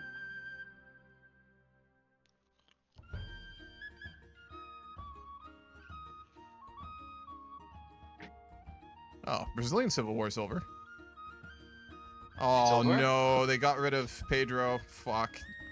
No, it was my Tragedy. brother. Oh no, my brother. They probably killed him. Oh no. Or it'll be the historical timeline where he gets pissed and just walks off into the sunset into retirement. Oh no, here's the thing. I'm Portuguese and I know my history. Like, if Pedro died, like, the Portuguese crown have all the rights to uphold the Brazilian territory. You do. That's You the could matter. intervene. There's a Oh definitely a my casus God. belli there if you want it. And here's the thing. There's no It's American Maria- player to get pissed, though, is the only thing. Monroe Doctrine would be in effect. Yeah, I don't know if the AI will do it. There's But, no but here's the thing. Here's the thing. Here's the thing. Maria It is the Calhoun. Second. Yeah, Maria the Second. Like, it was really progress. Like schools, hospitals, bam, bam, bam, bam, bam. And she fully accepted the independence of Brazilian people. Yes, she did. Like, Absolutely. I don't know what to. You're the now. liberal that I'm we ver- propped up to make you irrelevant. I'm like. Or is that Spain? And here's the thing: I was trying to avoid all of this, and like, if this we're going to do roleplay, like in Maria's eyes, like she tried to avoid everything of this, like to not happen, and now probably she doesn't know. What do you think to she'd do in a situation like this? Oh my God! Like, but who is the man on power with in Brazil right now? Who is? Deodoro da Fonseca. He's a military officer and a royalist, ironically. Okay. At least it's not a landowner. No, it's a Okay. general military armed forces. Yeah. So they've Can someone see their relationship, like with Britain, with the Peru, and like the Uruguay? None. It What's got wiped what's clean completely. White clean complete. Oh my, that's not now. They're improving with Argentina. Let me reiterate, folks. We got a hot join right now. Don't be clicking buttons. I just got someone clicking buttons on me. Don't do that. Just wait until he hot joins. I'm joining now. I'm joining. I now. know. I'm hoping we're good, but if people click buttons, chances are you'll just crash. We're both decent, yeah. Yep. Oh my, this is massive. Portuguese are just having like an internal crisis, and the rest of the world's like, wait, where? We are like we are. At least they've Here's got the that thing, like, pass the for la- the British. Here's the thing: the landowners are like the good, Maria, like even the African colonies was like in development in her Hey, I'm reign. making money again. Ooh, like, okay, I'm here. I'm clicking as Portugal right now. I'm initiating. I just joined. Okay. Yep. I'm gonna unpause at speed 1 in a second. Speed 1, just let it keep I'm it not ticking clicking over. anything. Alright, no I'm one not click clicking any anything. buttons. Let's just try and see. Let's tick over a bit. Hot joins Oh tend my not to work gosh. in Vic, but maybe they fixed it. Did Meh. Portugal say he disliked landowners?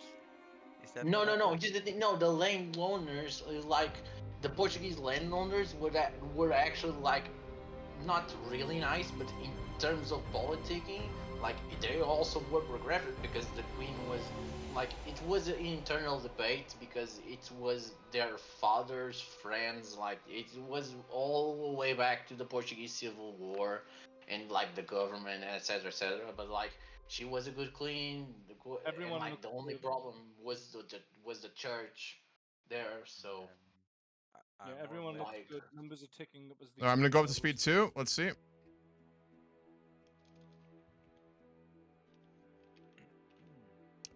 Hopefully we look alright.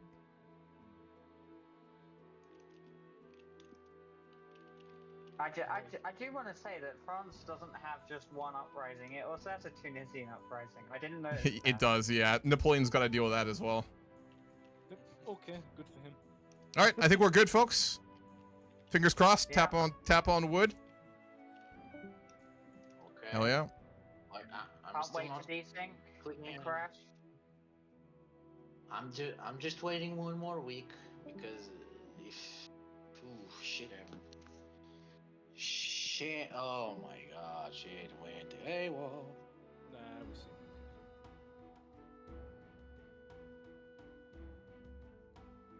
Oh yeah. It can often be computer or internet.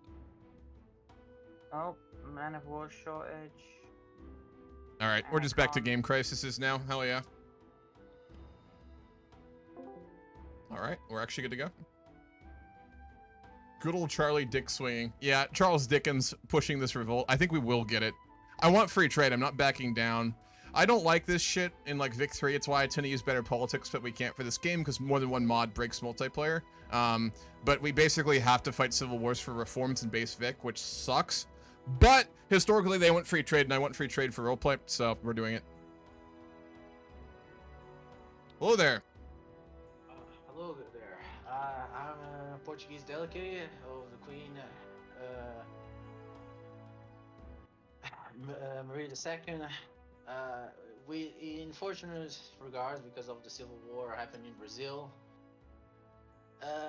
King Pedro has died, and now there's a new man in power in Brazil. There is. And unfortunately, that means that the Portuguese crown has 100% the rights of owning Brazil once again in the colonial I believe the policy. Americans might have something to say about that. Yes, but here's the thing: Queen Maria II knows about this. Is a very intelligent woman, and of course, if we intervene and do that, the Americans are not going to like that. And here's the thing: because of Maria II, it all goes back to the Portuguese Civil War, and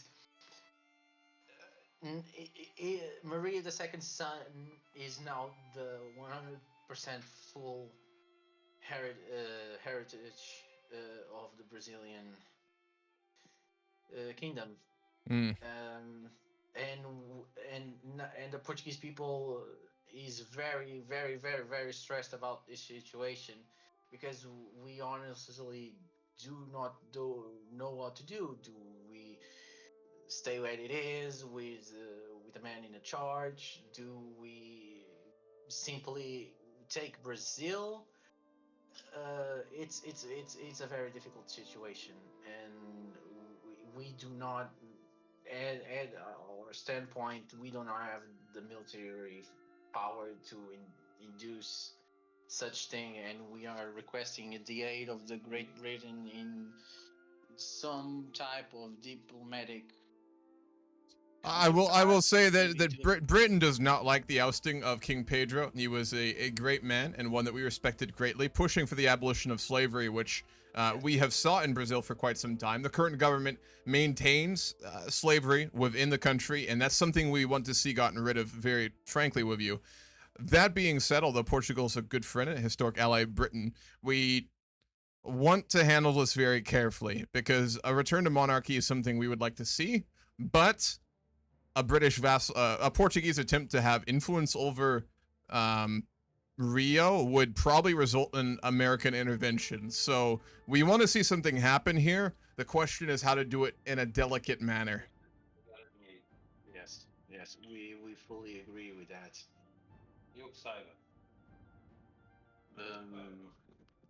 So this is very difficult, and we can do this by ourselves. We cannot. That's out of the picture. I will also be frank with you, this is a very poor moment for this. We have a literary firebrand currently fighting for some pretty radical policy change and threatening civil war. We have rumors of a coup in London. Our economy has been collapsing with the situation in the Qing that we're starting to recover from. It's not an easy moment for us, to be honest with you. Yes. So here's the thing: Maria II, our queen, fully accepted the independence of Brazil. But here's the problem: Queen Maria's son is the 100% the next in line. And here's the thing: if we go bypass this problem, and the current man in power dies, it's going to be Queen Maria II's son who's going to take the throne, and that's probably escalated to a civil war that we do not want. And if we bypass this problem now, that's going to be a massive civil war in Brazil once again in probably 20, 30 years time. And here's the thing, Maria II also tried to avoid this problem because there's so much civil war happening all across the globe, and the Portuguese were The springtime of bystanders revolutions, they call it, indeed. Yeah, so We are interested in involving ourselves in potentially an overthrow of slavery and a return to monarchy in Brazil. I will say, until we have dealt with our domestic potential revolution and our current coup problem, we cannot agree to any sort of action. But after that has been overseen, we would like to have a formal conversation about what we could do together here. yes, of course. Please do your best in your side of things, and please contact us immediately. We absolutely will. It's very, very concerning that the scale of power can easily change one more time, and we don't want that. Can indeed. Thank you for your time. You Please as well. contact us with emergency. Thank you.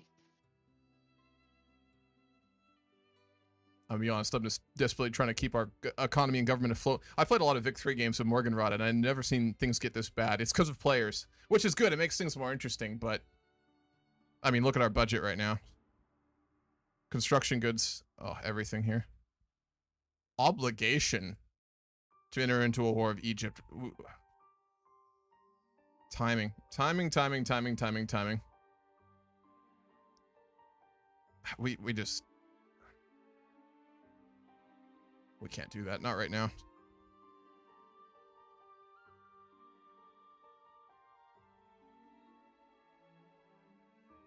I hate in Vic 3 how you have to fight a revolution for reforms like this.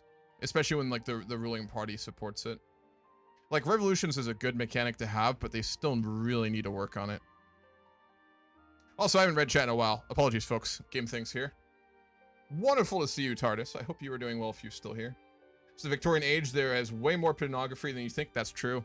It's just, it wasn't interactive like it is now, I guess. Just like pictures. Remember when Vic 3 came out, we had a massive lobby in an old RP server? It really never got because of constant desyncs, but the RP posts were going wild. Yeah. Was that in Babylon or a different one, Lel? Yeah, I remember I hosted like a multiplayer game of Vic 3 the day it dropped, and it was so unstable, but it was a lot of fun. And I also had no idea how to play the game. Getting changed the old-fashioned way. Dickens don't give a fuck. He's going Dickens out. Can we get rid of that agitator? I can. Huge. All right, that should help here. We exiled Charles Dickens from Great Britain. He can go write things in other country. That'd be really bad, though, because Dickens was such a loved writer by, like, people in Britain during his time period. Like, he was loved. But he's also being a revolutionary little shit, and we can't have that. I don't know if this will stop the war. Uh-oh. Something's going on. Probably about Egypt would be my guess. Is what this is. Yeah, he's talking with... Hello there. Hello. Did you pause the game due to Egypt? Yes. Okay.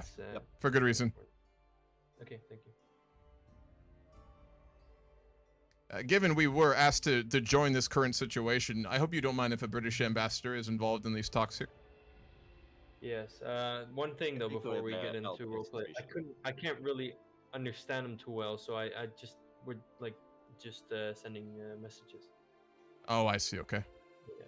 So I can talk about it with you, and if you can understand them better. Then... Obama Dylan? Oh yeah. Yeah. Okay.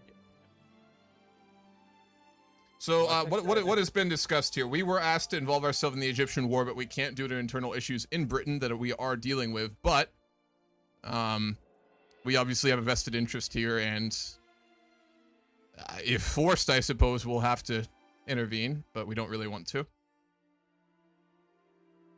The Russian government, the Tsar, has requested of the Ottoman Empire that state, which is currently occupied by the Ottoman Empire, Moldavia would be given to Russia as a protectorate, as well as the state of Kars to be completely incorporated into Russia. And what are you offering the Ottoman Empire in return for this? To not involve ourselves in the war against Egypt. That's hardly an equivalent exchange, is it? It is more of a threat towards the Ottoman Empire, as they hold slaves, Catholic slaves in Moldavia, and we think that is an outrage. The result of my sultan, the condition of life way better than before, and Your mic, Bombadil, your mic's cutting out. Actually, that's the big issue right now. That's the big issue. I can hear your accent fine, but the mic cutting out's an issue. Yeah, that's what I was talking about. Do you have like really strong noise cancellation or something like that? Oh, maybe something like, yeah. Try checking like your input on your audio or something, or you could also just restart Discord. That might help, like ground up. Is it better like that? Way better. Yep. There you go. Ah, okay. So, as I was saying, the condition of the slave in the empire is way better than here. It's cutting out again real bad. It's pretty bad. I recommend turn on your tasks manager, go to tasks, right click and just in Discord so it shuts off entirely and restart Discord. That might help. If you can do that real quick. Would you guys agree? Oh, we're discussing it right now. He's just having mic issues. Yeah. I was just letting them know up there. So, Holy shit, I got what after the task manager? Yeah, go to task manager, open that up. Go to details, sort by memory usage. So Discord should pop up at the top. You should see discord.exe. Do you see that? I see Discord. Yep. Right click it in task. It's going to shut off your Discord and then just restart Discord and come back in the call and see if that fixes it.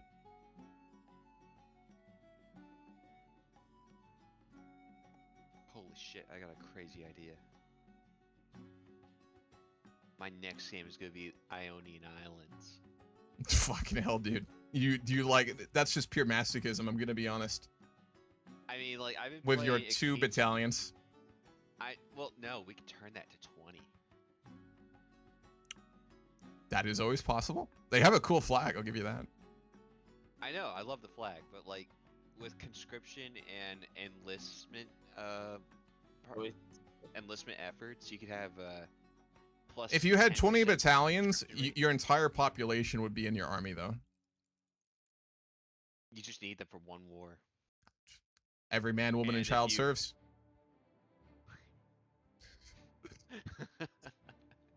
You don't need to win 3 wars, you need to win 1 war.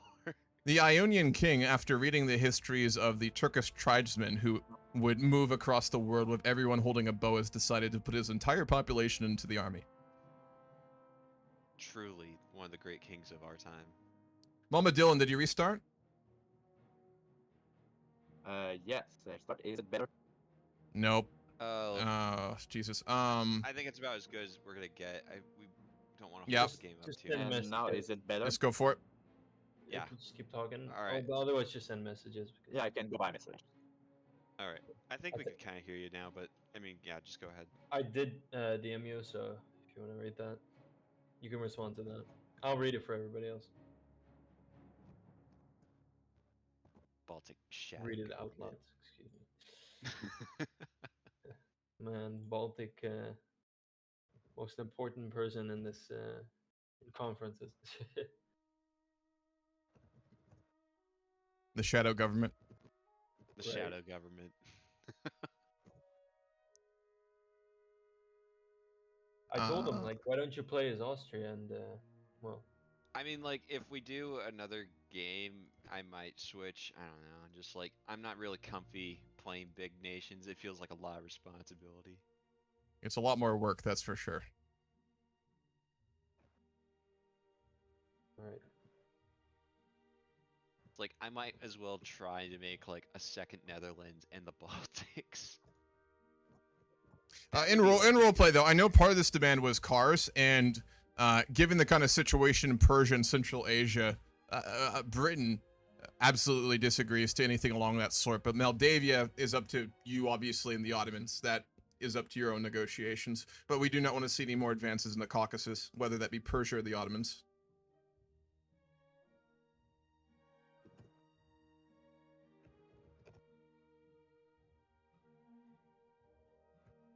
I also do love this historical, just incremental Russian expansion happening in every direction.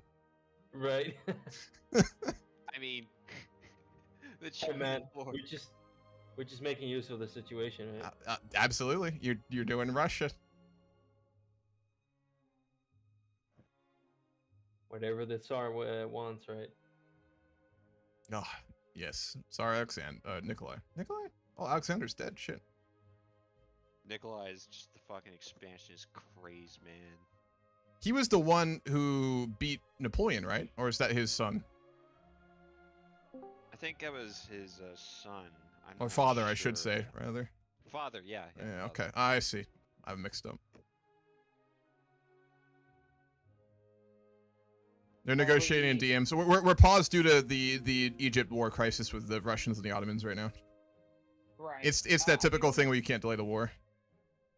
I do want to raise one thing, that historically, the Russians did have an alliance or like a defensive pact with the Ottomans until, since like 1833, and the Russians basically historically pledged to help the Ottomans. Just to let you guys know that, but I know it's not really historical. Which you game, don't but I have to like play the out. way Like, it's quite clear Russia's going much more, like, high stakes than they did historically in this time period, so... That's true. That is true. Yeah. Yeah, I just wanted to point out. Threatening global Very war for little provinces all over. Very Russian. They're definitely making a more opportunistic Oh, yeah. reach.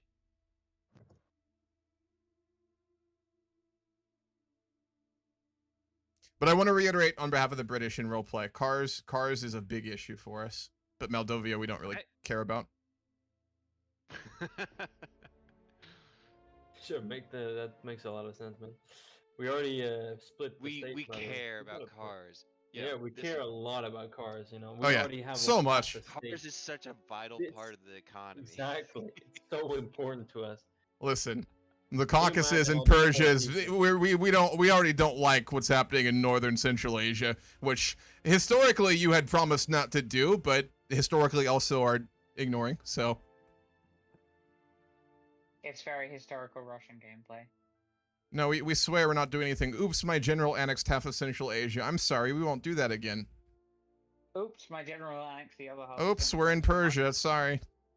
Honest intention, our plan wasn't really to conquer land. It was mostly to get war reps and the treaty port. But then just like, oh, It escalated, yeah, and we basically ripped you guys off with that land.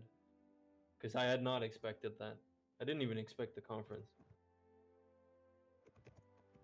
Well, it's interesting because you did something that Russia never had the balls to do in this period, which was like go really fully after the Qing, which wouldn't happen until later. I mean, in this period, I guess Russia sensed the weakness in England that England. the Qing after yielding. Yeah.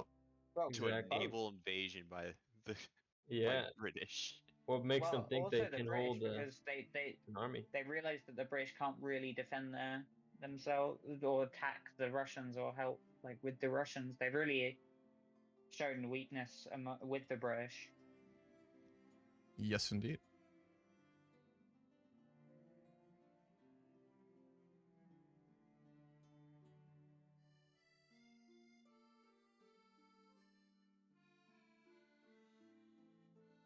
What's the current state of the negotiations? This is some high stakes right here. Hold on. This is some fire gameplay that no one can hear. Let's go. God, I love how the Ottomans has been not only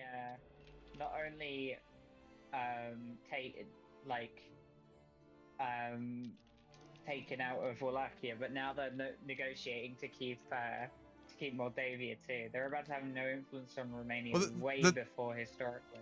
The timing on this is so perfect for Russia, because if I was not having a civil war, I would just be like, you're getting nothing. But I have a civil war about to, so it's like, oh yeah, we can only negotiate with an arm tied behind our back kind of thing.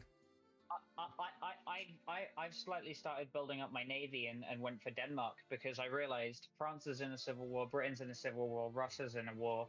Like. Oh yes, the Prussian navy of 2 flotillas. Okay, there are 20 more on the horizon. I'm sure. Well, the conference is over. You got terms? Yes. Cool. Alrighty.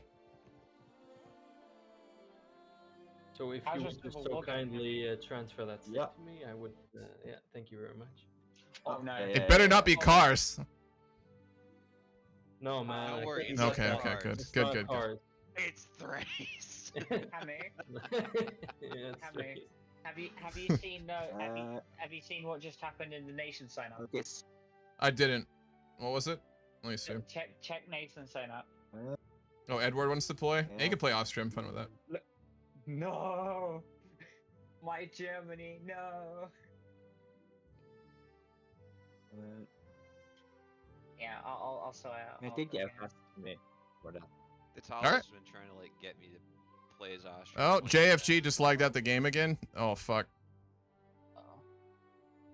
How do I say? How do you give me that state if it's a protectorate? Just do the. Maybe you have to go ask me to it. Like I don't think you can do it with a vassal is the thing. I might have to do an edit. I mean, we already gotta get like the Great Qing. Yeah, I'll do this right after the game. We can do it. It's fine. All right, that's fine. Okay, yeah, thank you. Well, good luck with your war.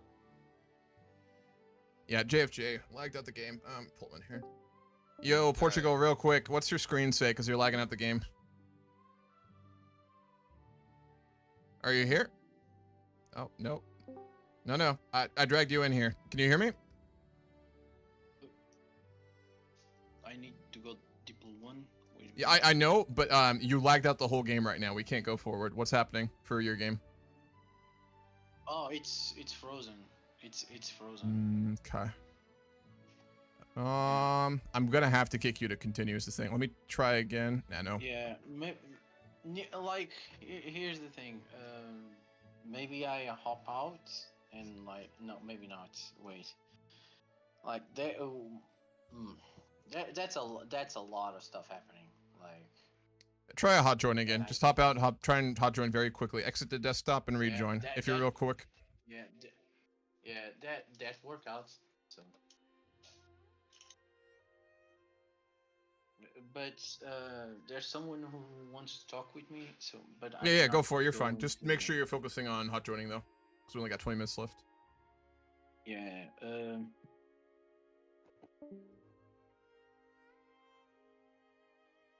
Those did not work or. All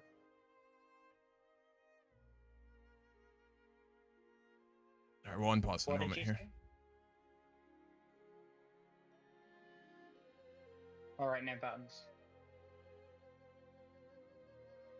Did Bumba Golden say something? Yeah. Fuck it. You're lagging? It sounds like he is. Okay. The game is paused though, so we should be fine. Is everyone caught up? Yeah, we're good.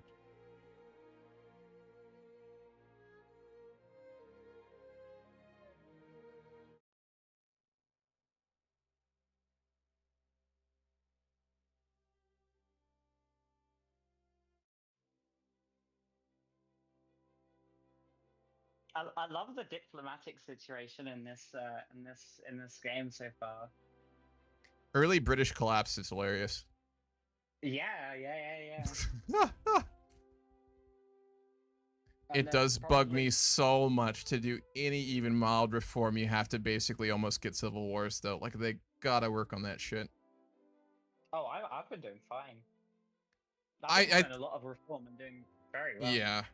Britain and France are the ones I've had it the most, basically, which is like if you do anything, any changes, you basically get civil wars. Unless I play with better politics, then it's easy. Well, not easy, but Yeah. Immediately, my people really wanted landed voting, and there was nobody who really opposed it. So I kind of justified it in our peers, like, well, the people really want it, and to kind of quell the ideas of revolution, maybe some people should be allowed to vote for like a separate, less powerful idea. But with the whole French Revolution, I think the government started to get really scared that that's going to grow really powerful, and that they know it was like a massive mishap. Yeah, I'm really Makes enjoying sense. how it's going so far. Yeah, me too. That It's better like that. A little bit, I think. Okay. Is it really better or just a little bit? You're still cutting out. Oh, Jeff Chaser. You should join pretty quick here. Yeah, my worry playing Britain was I worried like I'd be too strong and I just like crush on players too much, but problem solved, so I'm fine with that. Yeah. But I feel like you would be one of the better ones at role playing it. It's just I like playing big powers. I don't like playing the big power. It's not as fun. Fair enough. I mean, I've played so many roleplay games. Well, not that many, but I've played a few roleplay games. I've never even played like anywhere near to a great power before. So They're it's just fun. really interesting. It's a very different experience. Yeah, especially since I'm not really familiar with this game specifically.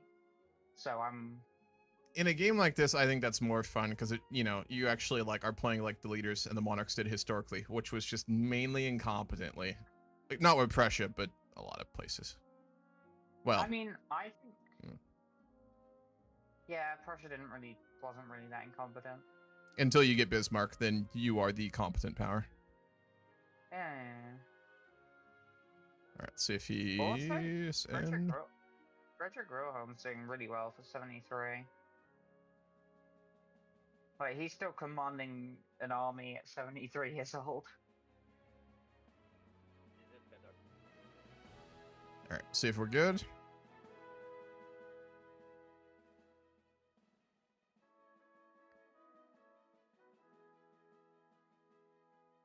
Looks okay so far.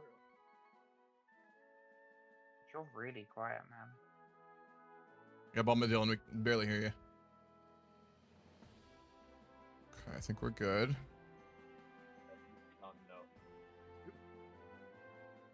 I've got you at 200%. I can barely hear you. Yeah, I'm gonna put you at 200% now. Oh, Just so quiet. All right, cool. We're good. Like that. Still really low.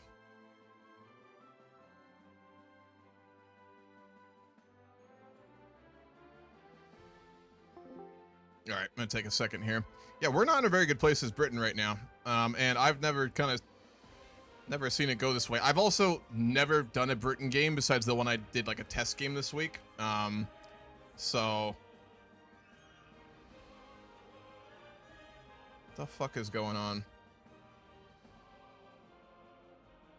Government wages are killing us.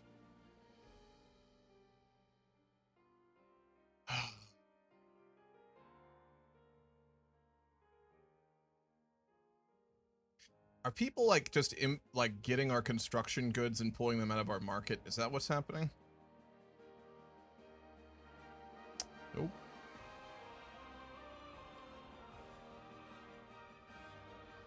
Nope.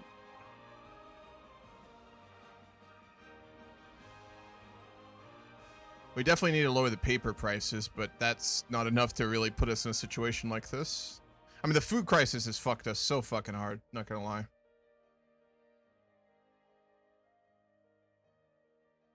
France is in a civil war. They're trying to establish democracy.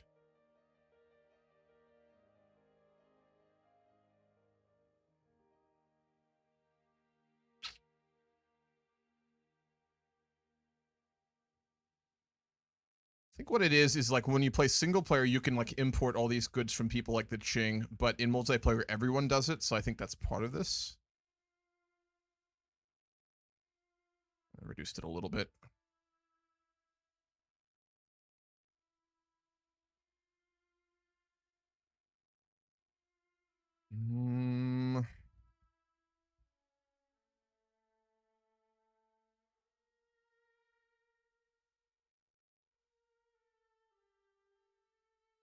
Okay, take one of the Greek commanders. No, no thank you.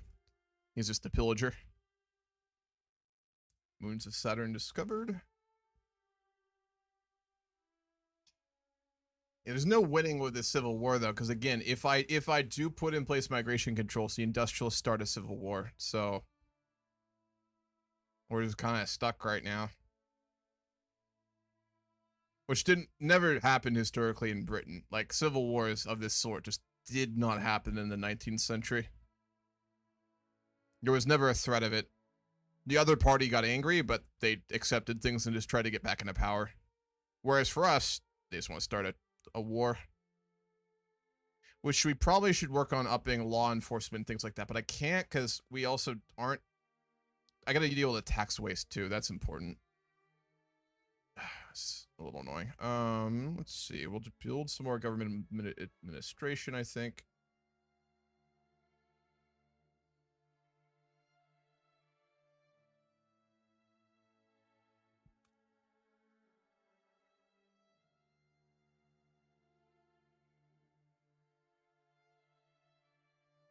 And then we'll go back to working on wheat. Wheat is such a waste to be constructing. Like, it really sucks we have to do that. Actually, what are our local prices in Britain? I don't mind if Indians are starving, but if Brits are starving, we have an issue.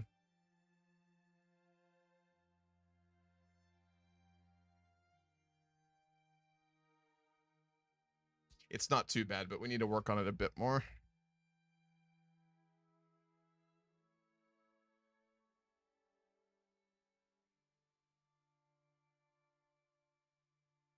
Their leader's a fucking pacifist and they're starting a civil war.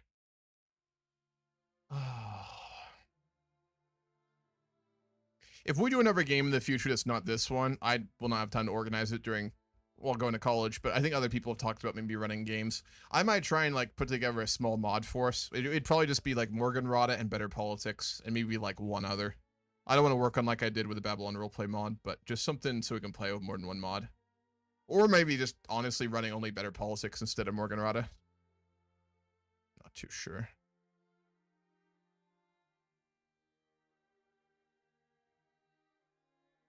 Shelly's still on a book tour for sciences. We're working on recruiting an engineer, but it'll take a while. It's not retreating either. That's really annoying.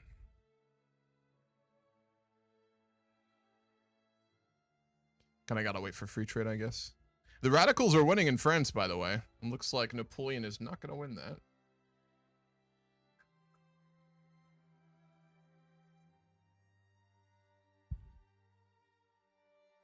I like to marry Shelley to parliament. Republic of Central America is the best nation, changed my mind. It's fun to run in Hoi 4. I've done that a few times. Admiral Cockburn, great name. An associate of the Revolutionary Royal Folk has known to have some doubts about his convictions. It may be possible to use this hesitancy to the government's advantage. Let's take a shot at it. Try and get them out of the Civil War. No, it made it worse. Okay. Fuck. Oh, dude.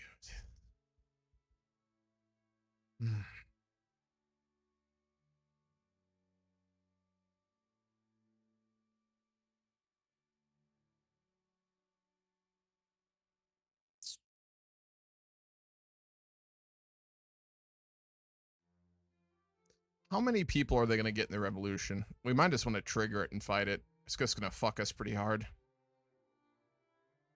We'll win it. Lowlands, Lancashire, Midlands, and Yorkshire. But that's why the Better Politics mod is so much better, is you don't just have like a couple of parties like in base game, which is fun. Better Politics gives like so many different interest groups and stuff like that. It makes it so like the party formation is a lot more, less just all in or all out, which you tend to get in base game.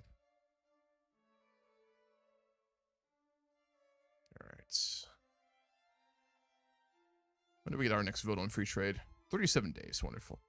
Gotta hope we get to that.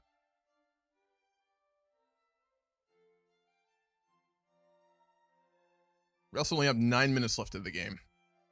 We get free trade before things end. That'd be nice.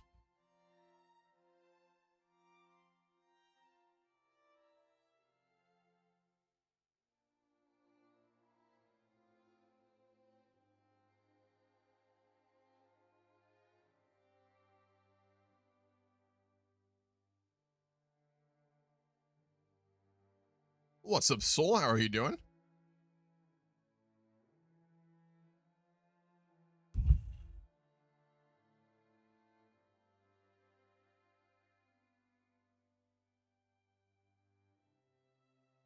See, most games I played at Vicky 3, I start as either mid-level powers or like smaller countries. And by the time I form like an economic power block the size of like the Commonwealth, I've already industrialized enough that I have the base tax to not have to worry about issues like this, so I can compensate with construction for good shortages that are usually caused by colonies. But starting off as Britain, you kind of can't do that, so it's a very different playstyle. It's one I kind of will just have to figure out how to do as we go here. Paper, I think, is the biggest thing impacting our economy right now, though, because it's massively increasing the cost of our governmental services, so let's work on some of that. Probably like 5, I think. There would be a Welsh party, but they're still writing the name. It takes several days to write the full name. Have you guys seen, like, the pictures of, let's see here, we'll do home countries. Like the pictures of, like, village signs in Wales that are, like, you know, like almost German level of just ridiculously long and even more complicated. It's hilarious.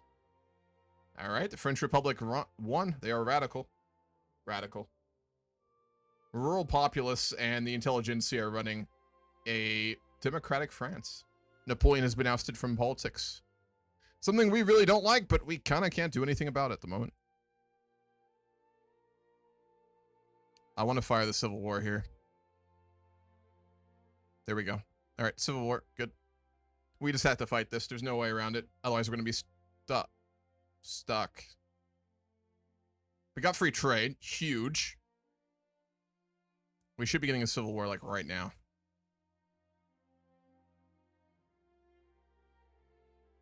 We can actually make a lot of law changes as well. There we go. In Great Britain, everyone from the upper strata to lower strata reads newspapers. The masses consume a wide variety, from tense incidents between countries far away abroad to the bizarre murder of local prostitutes. No, those are not people we want to get more powerful. We'll go for standard of living. Okay. Civil War. Did we actually get most of the military? It looks like we did not, actually. I'm going to concentrate everything into just one battalion here. What's the Civil War over? They want migration controls, but it's like if I try to start them, then the industrialists start a civil war. They also got like all of my military with like only 4 provinces. Oh no, that's fine. No Yeah. interest to me then. But if they were pushing for democracy, then I might have. No, that they just literally want me to stop people from being able to leave my country. Yep. Okay. Fair enough. Yeah. I don't know if we win this, folks. That's navies. Okay. We deploy to one front. We'll have the colonies helping us out as well, which is going to be fucking huge. We're going to need it. It's mostly because Welsh place names are descriptive of the area. That ridiculous one, translate to St. Mary's Church in the hollow of the White Hazel near a rapid whirlpool and the Church of St. Tisilo near the Red Cut Cave. That's unnecessary. You don't need to tell people exactly where it is if they're already there, you know? All of our industrial materials are in the revolting provinces too. This would be a really big deal for Britain right now. We haven't had a civil war like this in a long time, and especially over something so irrelevant. I think if we fight this, any interest group that rebels, we're going to try and just permanently end it. I'll probably start suppressing them after the war.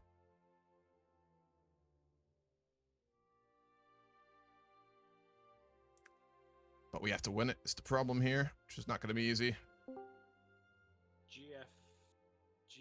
GFG needs kicking again.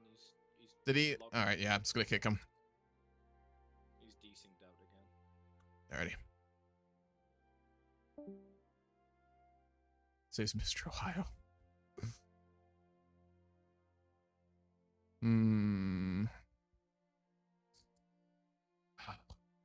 This is not good. This is really not good. But I also just don't want to be beholden to this bullshit for the whole game, so we kind of just gotta cut it off at the head here, or try to. We have none of the military equipment producing factories. Oh god. This will come down to the Canadians and the fucking Indians have to win this war for us. It's that bad. Holy shit.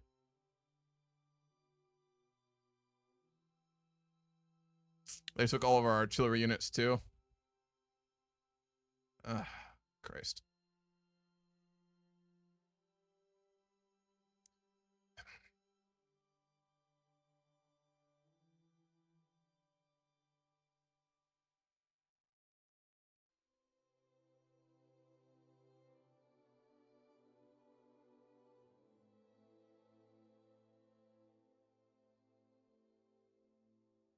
Do we have a good general? We have a bunch of generals. I'm gonna get rid of the bad ones. They're actually all pretty good. He's not very good. Who is he with? Line of gentry. They're already angry. We can't fire them. Can't fire him. Can't fire him. Fuck. We can't fire any of them. Okay.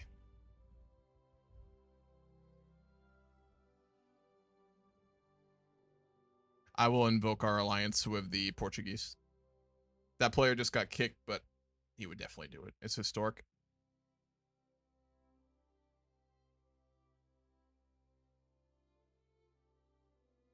Two minutes to go. We will have to fight this next week, folks. Next Sunday we'll have to fight this. We won't do this today, so. Again, I was worried. Like, I didn't want to play Britain originally. I wanted to play Austria. I was worried I'd be too strong. No issue. No issue at all. Oh, that's funny. Yeah, casual roleplay, Orion. Very casual. You got kicked again because you lagged out the game and we're almost done. So just heads up. Yeah, but maybe one last talk, because the French war. I did call you into my civil war, by the way, given our historical alliance. I assume you don't have an issue with that? Yeah, I was occupied with Naples. Oh shit. Can I knock you out? Yeah. Well, it is a historical alliance. You would break it if you don't. Yeah. No, I really tried well, but like I was so much stingies going on right now. Yeah, the world's like on fire, cannot, so. I cannot track everything. Like what? Oh, I really wanted to You did help. have a civil war then. I have to. The game will just fuck me. I will not be able to do a single reform the whole game if I don't do this, so I have to. I want to help. I was in your side, but like my internet went out. Oh, no worries. Can Yeah. I join again? No, we are ending in exactly 60 seconds, so it's no issue. We'll do it next week. But if Oh, call me. Call the Portuguese forces to. Yeah, I did. You're fine. Great, fantastic. I was doing that, but then my internet crashed. No worries. Crashed out 3 times. Once. Yeah, you might need to do a router reset or something. Yeah, like but it was too. I was not expecting to go this way. Like 1-2 wars, not the full mass scale, Yep. and the CPU gain wall, and Pedro died. It's very hectic. I'm gonna pull everyone up to a VC real quick to end today. So hop on up to that one.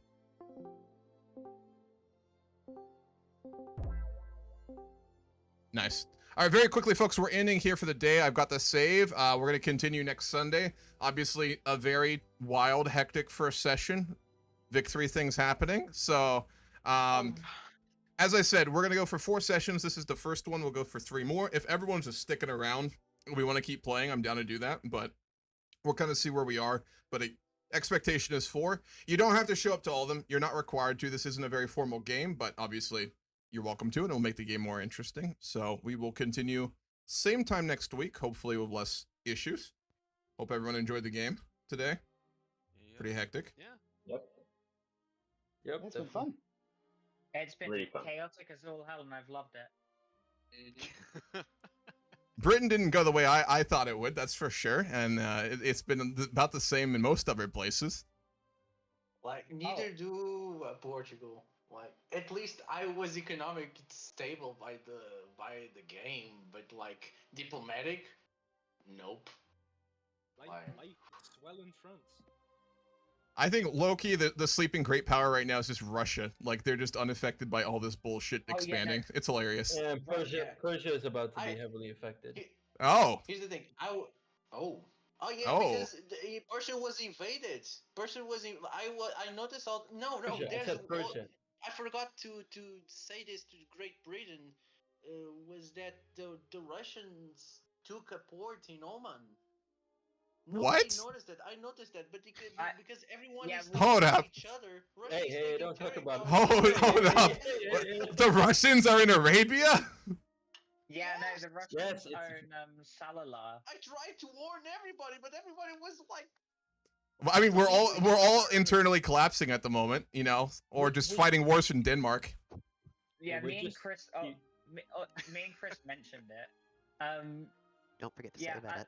I love the idea. Yeah. I love the idea that it's just the Prussians and the Russians are just able to do whatever the hell they want because the French and the British are just like falling apart. It's up for grabs, yeah. It's just free real estate. and Portugal is trying to do every diplomacy route, but every time he does something, he's evolving something. Everything went to. It started like right at the King Emperor died.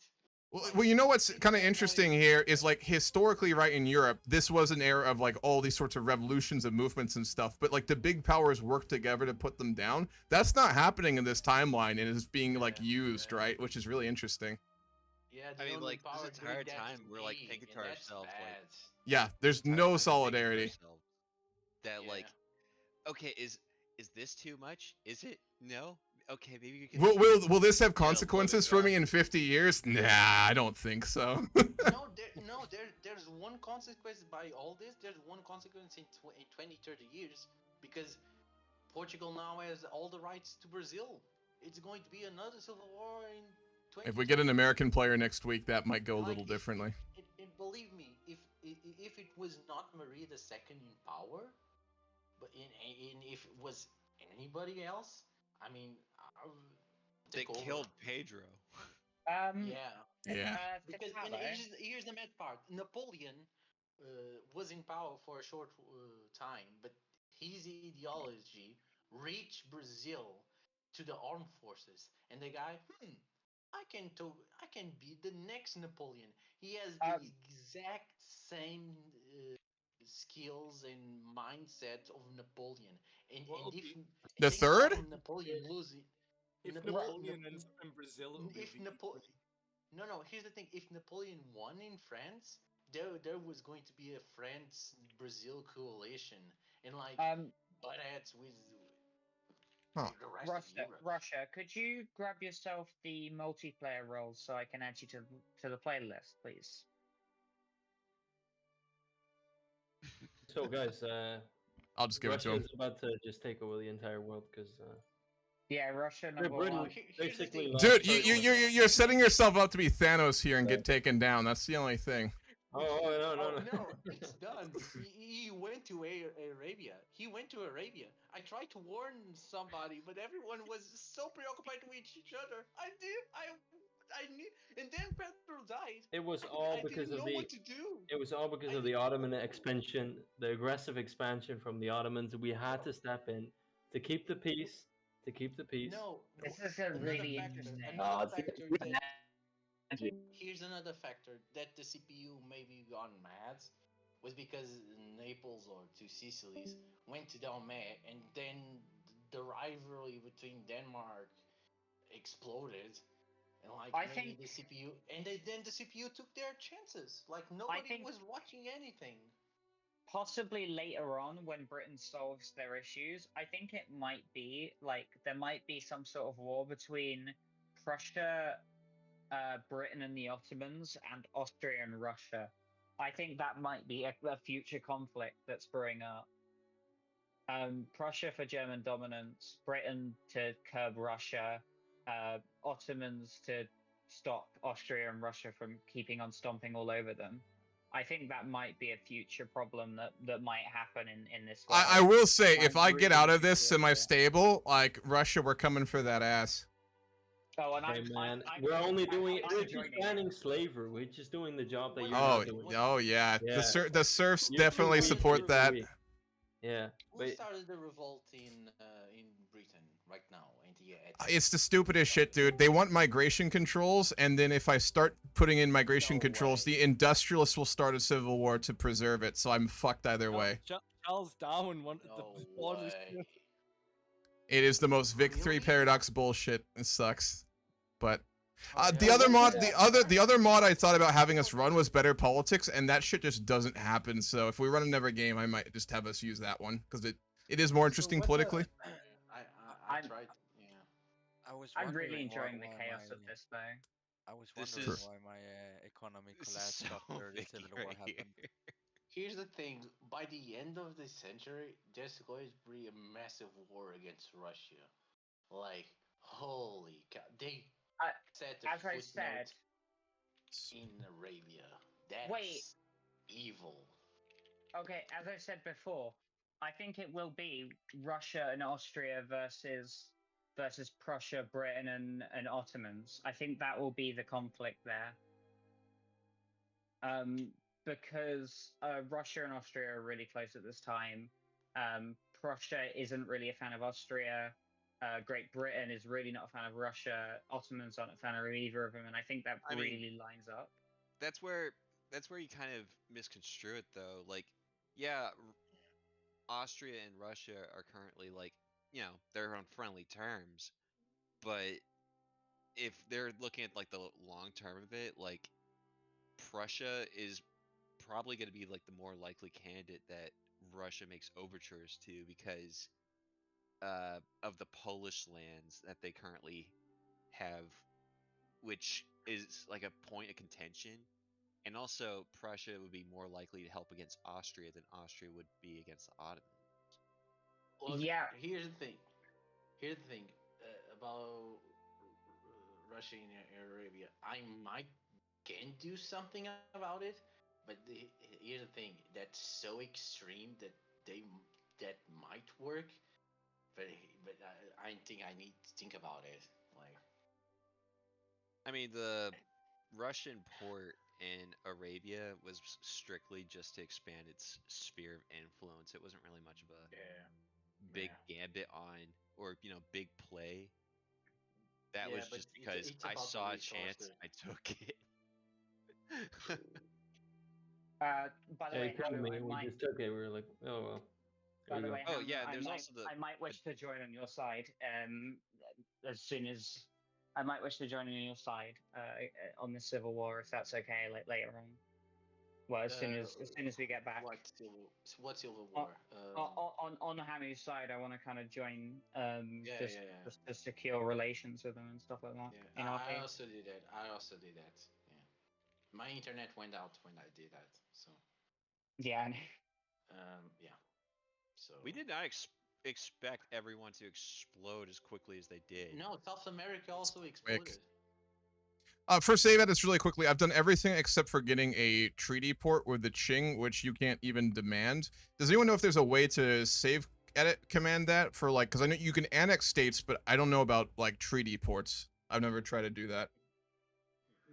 There's a way that maybe you can do a war, but then capitulate. That's a way. But he can't even start the war right now. Maybe like, is there like a yes-man command or something? Let me look. Let me think.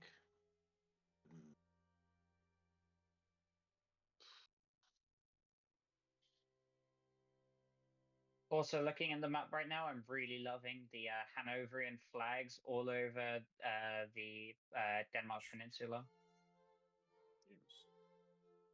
Do you guys believe that up to this point I still didn't reform anything, like legit?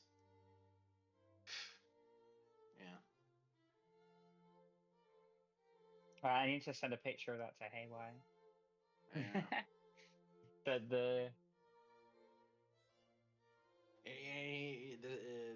The crazy thing is that my landowners, they are not that extreme. Yeah. So. Okay, I don't see anything for a treaty port, so the way we'll do this is next game on Sunday. Russia just start a war with the Qing to take a treaty port that you can get, and then just actually wait. Maybe I could transfer you one of mine, which I don't mind. That seems easier. Yeah. There you go. All right, you have a treaty port in Shandong now. It would be Formosa and the situation we were in before. But, yeah, but that was not going to happen. So what? Well, I just transfer you my treaty port in Qingdao, so you have that now. Problem solved. Cool. I have a question. Sure. Yeah. Did Austria do anything? Austria stole. All right, folks, I'm gonna end here for the day. We're about all done. Hope you enjoyed the stream. Like I said, yesterday I didn't stream because I had a power outage in the city and my Wi-Fi was fucked up. Next week I will stream on Saturday and Sunday. I'll keep that Egypt game going next Saturday, and we'll play more of this game next Sunday. If you want to join it, it's open to everyone. You're welcome to. Just go in the Discord and sign up if you'd like. It's not a pretty big game, not really heavy, just light role play. So I'm enjoying it so far. We're in a much worse position than I expected, but it is kind of interesting. So it's the rise of Russia way too early, which is kind of fun. Which, oh, it's a complicated thing what they're doing, but it is interesting, that's for sure. So, all right, folks, I hope you enjoyed the stream. I hope you had a good weekend, and I hope you have a good week, and I will catch you all very soon.